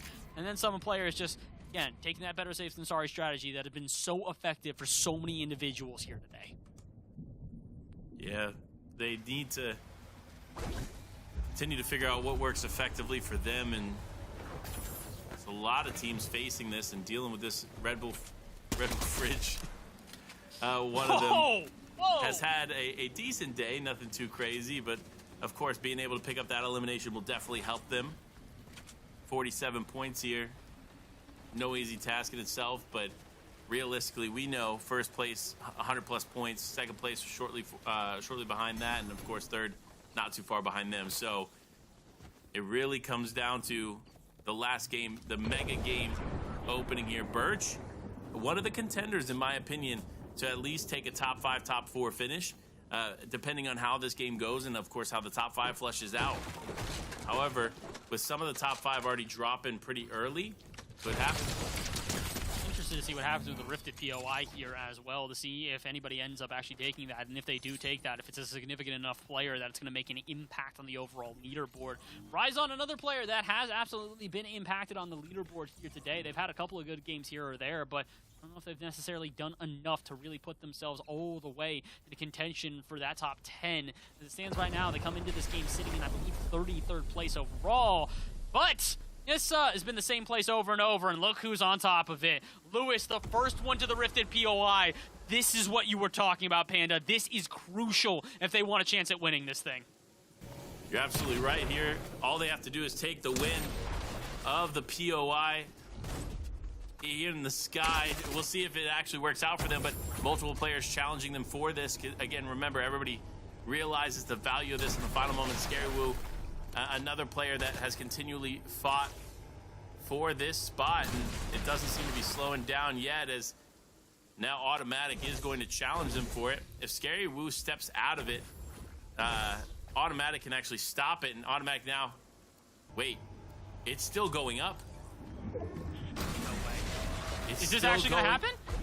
Wait, there's no way. Automatic may be able to reset it here. Wait, I'm so confused. Does Automatic have it? Scary Woo seems too far away. But no, yep, Automatic has reset it, so it is climbing back up here. And now Scary Woo and Lewis are fighting, but Lewis is more interested in fighting for the capture point. Shots coming out here, exchanging. Automatic taking a lot of damage, but Automatic might secure this one, but no, he's making a mistake. What? He has stepped out, which has reset the capture point. And in that moment, the capture point is way more important than the elimination. A bit of a misplay there from Automatic, as he almost had the 15 points. He had that one, I'm not going to say in the bag. It was still definitely going to be contested. There's another player on, but like, you at least need to stay in and give yourself the best chance possible. Now they've got to restart all the way from zero, from the ground up, and Automatic here probably sitting there kicking themselves. They recognize what's at stake, and honestly, I think everybody else around them as well. You can see Scary just lurking on the edge, another player on top of the building lurking on the edge, and right now I think what those guys are looking for is an elimination in the feed. They want to hear a shotgun shot, see an elimination go up in the feed, and then no, that's their signal to dive on in and finish off the job and try and take the point themselves. But right now, it's just a duel with two brawlers who neither one of them wants to overexpose themselves. Automatic here just lurking at the top of their porta bunker with a shotgun and an AR in hand, but Panda, you can see it. Nothing else to work with. No porta bunkers, no shields, no health items or shield items on them, and honestly, they're running low on ammo too. Automatic, you got to make something work here and now. Your time is ticking away, and these are valuable seconds you cannot afford to waste. No, they're not, as the game continues on. Automatic just waits, and again, the big reset has caused this to go way longer than it needed to. I'm not sure Automatic will have enough to to stay in this one, even if he does kind of more or less hang out and force other players not to be able to get the drop. He's ultimately still not going to be in contention for some of the big money unless he starts making big plays in the second half. But Voslo also still hanging out towards the island, opting to actually finally finally disengage, but no, going up top to the house. Everybody's just waiting, saying, you know what, we're just going to play this waiting game. We're going to see who goes for what, who decides to back off. And this is the one example that we talked about before.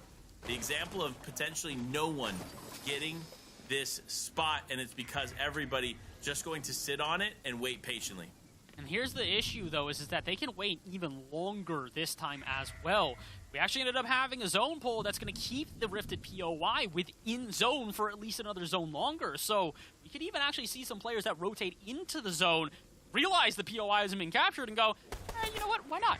Why don't I go and try and challenge this? It's game number 6. I'm not that far up in the leaderboard. I need something miraculous to go my way if I'm going to try and shoot up into the money, so might as well go for the 15 extra points. And honestly, it's just going to make this more and more congested the further that we wade in here. I mean, we're even seeing players dip off the POI now because of exactly that. Scary Woo says, I've had enough. I don't want to deal with this anymore. The rest of y'all fight it out, and he's going to get punished for it. Scary actually going down as a result, so you can tell everybody has their eyes on this Rifted POI right now. Yeah, and Voslo actually going to opt to do the same thing, immediately disengaging, so that leaves Automatic and Lewis here for the fight. Again, Lewis needs this. He needs the POI and the capture point to potentially overtake Butter because he was down, again, by 40 points. And the only way to make up that difference is getting this 15 points and getting the win, or getting close to a win in multiple eliminations. Those are the key pieces to it, but fights still taking place all over the map. Wait, no. Automatic has gone down. Lewis is going to be able to secure it, but no, another player has decided to take it on. It is Voslo who is going to fight for it, and Lewis now having to fully disengage, but I don't believe he's going to go far. No, he knows the value in keeping this, so he'll heal up and then get back into the fight. The vault isn't opened? The whole time we've been fighting for this floating POI, and no one went for the 3 free points underneath it. Maybe they didn't have the keys. I mean, fair enough. I guess if you don't have the keys, it's not going to work out, but nobody thinking, all right, let me go hunt the keys. Let me go try and find some so I can go and get it. I mean, free key there for Voslo. If he's got another, he had a chance, but he's out of time. Now the Storm overtaking the rifting POI. We might have just seen everybody completely fumble the bag, and I think the fumbling's only going to continue because Voslo's coming in and stopping Lewis. Lewis a mere second away, and he'll still get it. He gets the elim, gets the floating POI, and a 15-point gain for Lewis puts him back into this one yet again. And remember, this also drops Med Mist, Slurp Juices, which is everything he needs to stay alive here in the zone for that much longer. And he also is going to be able to get the keys, which means he could go for the vault himself. That would be an additional 3 points. But remember, he's not got much time left. It is zone 7 here, folks, which means the zone is truly starting to tick. That is a 5-tick zone now. He needs to pop a Slurp Juice, hit the Med Mist up to 100, and then rotate in. Oh, and the issue is he's got some absolute fraggers lurking within the zone as well. Lefty still in this game. Lefty might be the biggest competition left around right now for that player in Lewis. So I don't know what to say. It feels like we were, honestly, we were sitting here at a lull. We were sitting with everybody just doing nothing. Now Cortez, the Giraffe, a player we've barely spoken about today, takes out one of our top fraggers and has 4 eliminations. Panda, what is going on? I don't know, dude. Take any indication of what we thought we knew about this game going on and throw it out the window because we just don't know what is actually happening here. As now Cortez going to be able to pick up some of the loot here from that elimination and stay in this one. Remember, he's got the shield bubbles, so he can play around that. Also got these bunkers existing too, but players still dropping in the elimination feed. That's Kevin Piece you going down. You can't really piece too much here in zero build, but Lewis still alive in this one, does make their way into the zone and is in the circle too. So not only does Lewis have the capture point, not only does Lewis have the advantage in loot, no, he has the high ground and the zone. It doesn't matter what happens next. Honestly, this should be his game to win. This should be Lewis's to take the entire thing home, too. The only thing he really needs to do is not just get caught off guard. If Lewis is not careful here, there's still very much a world where somebody randomly third-parties him, and he's in a very precarious position. It's why he's taking shots from a distance to just dissuade anybody from engaging him. And to be fair, he's got a good inventory to work with here. Slurp Juice on him, Med Mist on him, an extra Porta Bunker in case he needs it. The issue is this a very heavily contested circle, and well, it's one that's actually very quickly, though, being uncontested. Two players go down basically back-to-back here, and I don't think that's the end of it. Is Dean going to join them there in the final lobby of the day? We're down to our top 20. Lewis is still around. All they need is a couple eliminations, and they should be good to go. And to be honest, they might just be able to outlast their opponents. Everybody else around them dropping like flies. Karama might be the next one, and indeed he will. Miss going to get revenge, because as I'm pretty sure Karama took him out earlier, but Miss going to have the last laugh. Yeah, and that's going to be huge because remember, Kurama was in the top 15, so this game really, really counted towards the overall score for him, climbing into the top 10, potentially even into the top 5. So Miss has disrupted that, but he's not done disrupting things. As another player is close by, he is going to go and move forward. He almost ends up getting caught out, but the shield bubble ends up protecting him here in this game. As Miss now officially going to be out. Leox there in the distance. Alba, elimination, and still alive in this one, but you know what? I don't see... Wait, now I see Lewis in the elimination feed picking up another one. I believe that's their third. Like we said, they need 5 eliminations and a decent placement, plus getting that capture, and they'd be able to take first place, and they're very well on their way to getting exactly that. The biggest issue right now, lobby man in front of them. Lewis gonna try and throw up a bunker. Maybe this could be enough, but good headshot out of lobby. They gotta finish the job, and they will disengage. They disengage right into another player, though. Lobby with a chance to upset the entire day, and unfortunately, our hero does not come to the saving of the rest of the game. That is huge for Lewis. They get away with so much luck in that play. I mean, look, it was a tough decision to make. They realized the zone was pulling in. They knew they were going to have a player behind them if they didn't push in. They threw the shield bubble down, but ultimately they threw it directly into another player, just ultimately resulting in that tournament ending for them on that note. But still, a pretty good push there to the end. But now is, what is it, Nonu? I don't even know. Nonu? No Mamu?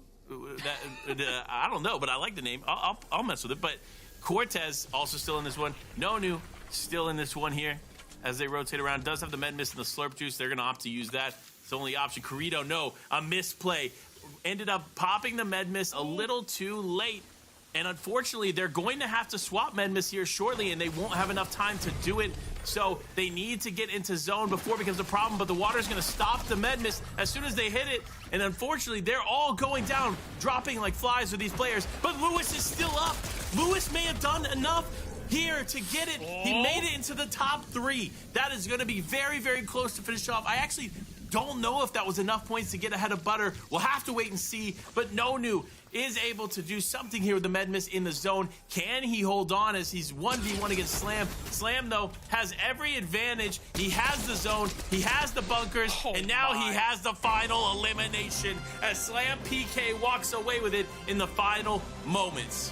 That is a beautiful way to end that one as well. Slam knows they've got the advantage. All they have to do is wait for them to peek their head up, and as long as they can hit their shots, they got that one in the bag, and indeed, they hit their shots like a laser, sending their opponent packing for the final time tonight. And Panda, that was our final game here for EU. We are 6 for 6. And honestly, with the way Lewis ended that one, I'm not really sure who took first place. Yeah, I'm not sure either. It's going to be close down to the final moment. I want to say he's actually 2 points off, but I could be wrong. We'll have to wait and see how it plays out. But so much action in not only this game, but in the day. Congratulations to all the players making it to the finals, number 1. Number 2, thank you for making our job so easy and so enjoyable, because you guys really showed up in spectacular fashion. Everybody leaving it all out there on the pitch. Or should I say the map, or should I say the island? We kept seeing Rifted POI, that floating island, continuing to be a point of hyper congestion. And as a result, we do not get a single repeat Victory Royale winner. 6 games, 6 different winners. JCE, Noms Fishy, Butter, Birch, Evo, and Slam. A unique winner for every game today. And that's why we say at the end of this one, I don't know who's coming out on top. I don't know either. It truly has been spectacular to watch. Multiple different winners, multiple different Rift POI takers, and of course, this is the standings, guys. This is the overall standings. We're gonna start from the bottom, work our way up to the top. Of course, Automatic had some impact there in those games. Thomas Classic, of course, we saw there in and out. Old Jin as well. It's Jake too. Unfortunate to see them in the bottom half, but remember, again, everybody at least is taking home at least $100, so definitely still a good day for them. But here we go, Bass. We're getting ready. 40. Here's 20th to 40th. So congratulations if you made it to this point. Snow up there just outside of the top 20. Unfortunate for him. Leox as well in 27. Big names. But Bass, are you ready? I'm ready. The top 20 and your champion for the PlayStation Cup is Lewis FMBR. He ends up clutching it up just 2 points ahead. Wow. That is so unfortunate for Butter. If he didn't go down there in the final, in the first few moments of that game, he could have easily won it all. But no, wow, what Literally just end to a spectacular event. 1 or 2 eliminations. 1 or 2 eliminations different. 1 extra placement, winning that extra engagement. 1 little thing goes different for Butter throughout that day, and they have the easiest bag secure of all time. Unfortunately, a fumbling of it in Game 6 cannot be overlooked. No. And honestly, at the same time, though, credit where it's due. Lewis, clutch undeniable. You got more ice than an entire snow cone factory, my guy. I cannot believe it. What a way to clutch it up at the end.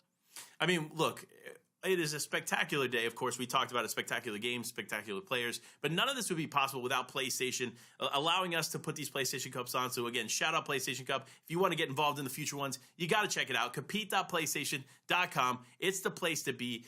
All the information is located there. All the viewing experiences, of course, playing in these as well, and multiple titles that you can play in. All that info located right there, but also in the community Discord. Get involved. Get involved in the conversation with everybody locally here. Again, join the PlayStation Tournaments community Discord. You'll find regular updates on esports events, articles, videos, and meet with others to improve your game. Scan the QR code on the screen right now or use the link right there. This is your chance to get involved with PlayStation Cups. I mean, look, you'll find us in there, of course. And now we have to talk about, we talked a lot about Fortnite, right? We've talked about how you can get involved in these PlayStation Cups, but we got to talk about some of the other cups that are coming up. Because again, remember, it's not just Fortnite. There are several different tournaments coming up here in the future. And of course, you see Fortnite PlayStation Cup going on today. You have some Dragon Ball Z fights. You got other fight nights going on. And of course, all of this is the road to EVO. You see those in the Mortal Kombat FGC arcade dates. This is, if you don't know, EVO, massive fighting game event. You're definitely not going to want to miss those nights. And of course, to finish it off, Brawlhalla there. Super fun. You love to see it, but that's going to be it for today's PlayStation Cups. Final thoughts, Bass, before we go and before we completely sign off. Well, here's the thing. Final thoughts is that congratulations to Lewis. Well done to Butter. Well done to all of our first competitors. But it's actually not our final sign-off. It's our sign-off here for EU. But exactly. Don't go away. We'll be back in just a little while, about an hour or two's time, and we're going to get ready for our very next event. We've got North American PlayStation Cup, and it's actually going to be in builds this time, not 0 builds. So whole different ball game for all of these players to compete in. So do not miss it. If you are following, thank you. We appreciate that. If you are not, we've got multiple different places you can check it out, whether it's the PlayStation Esports channel on YouTube, the PlayStation channel on YouTube, or even the PlayStation channel on Twitch. We've got plenty of ways to view, so you've got no excuse but to stick around and watch it, because we got a lot more action to come here, Panda. Oh, of course, and that's going to be it for us today. Thank you guys so much for tuning in. And again, of course, remember, we have NA Standard BR coming right around the corner, so you don't want to miss that. And we'll see you all next time very, very soon.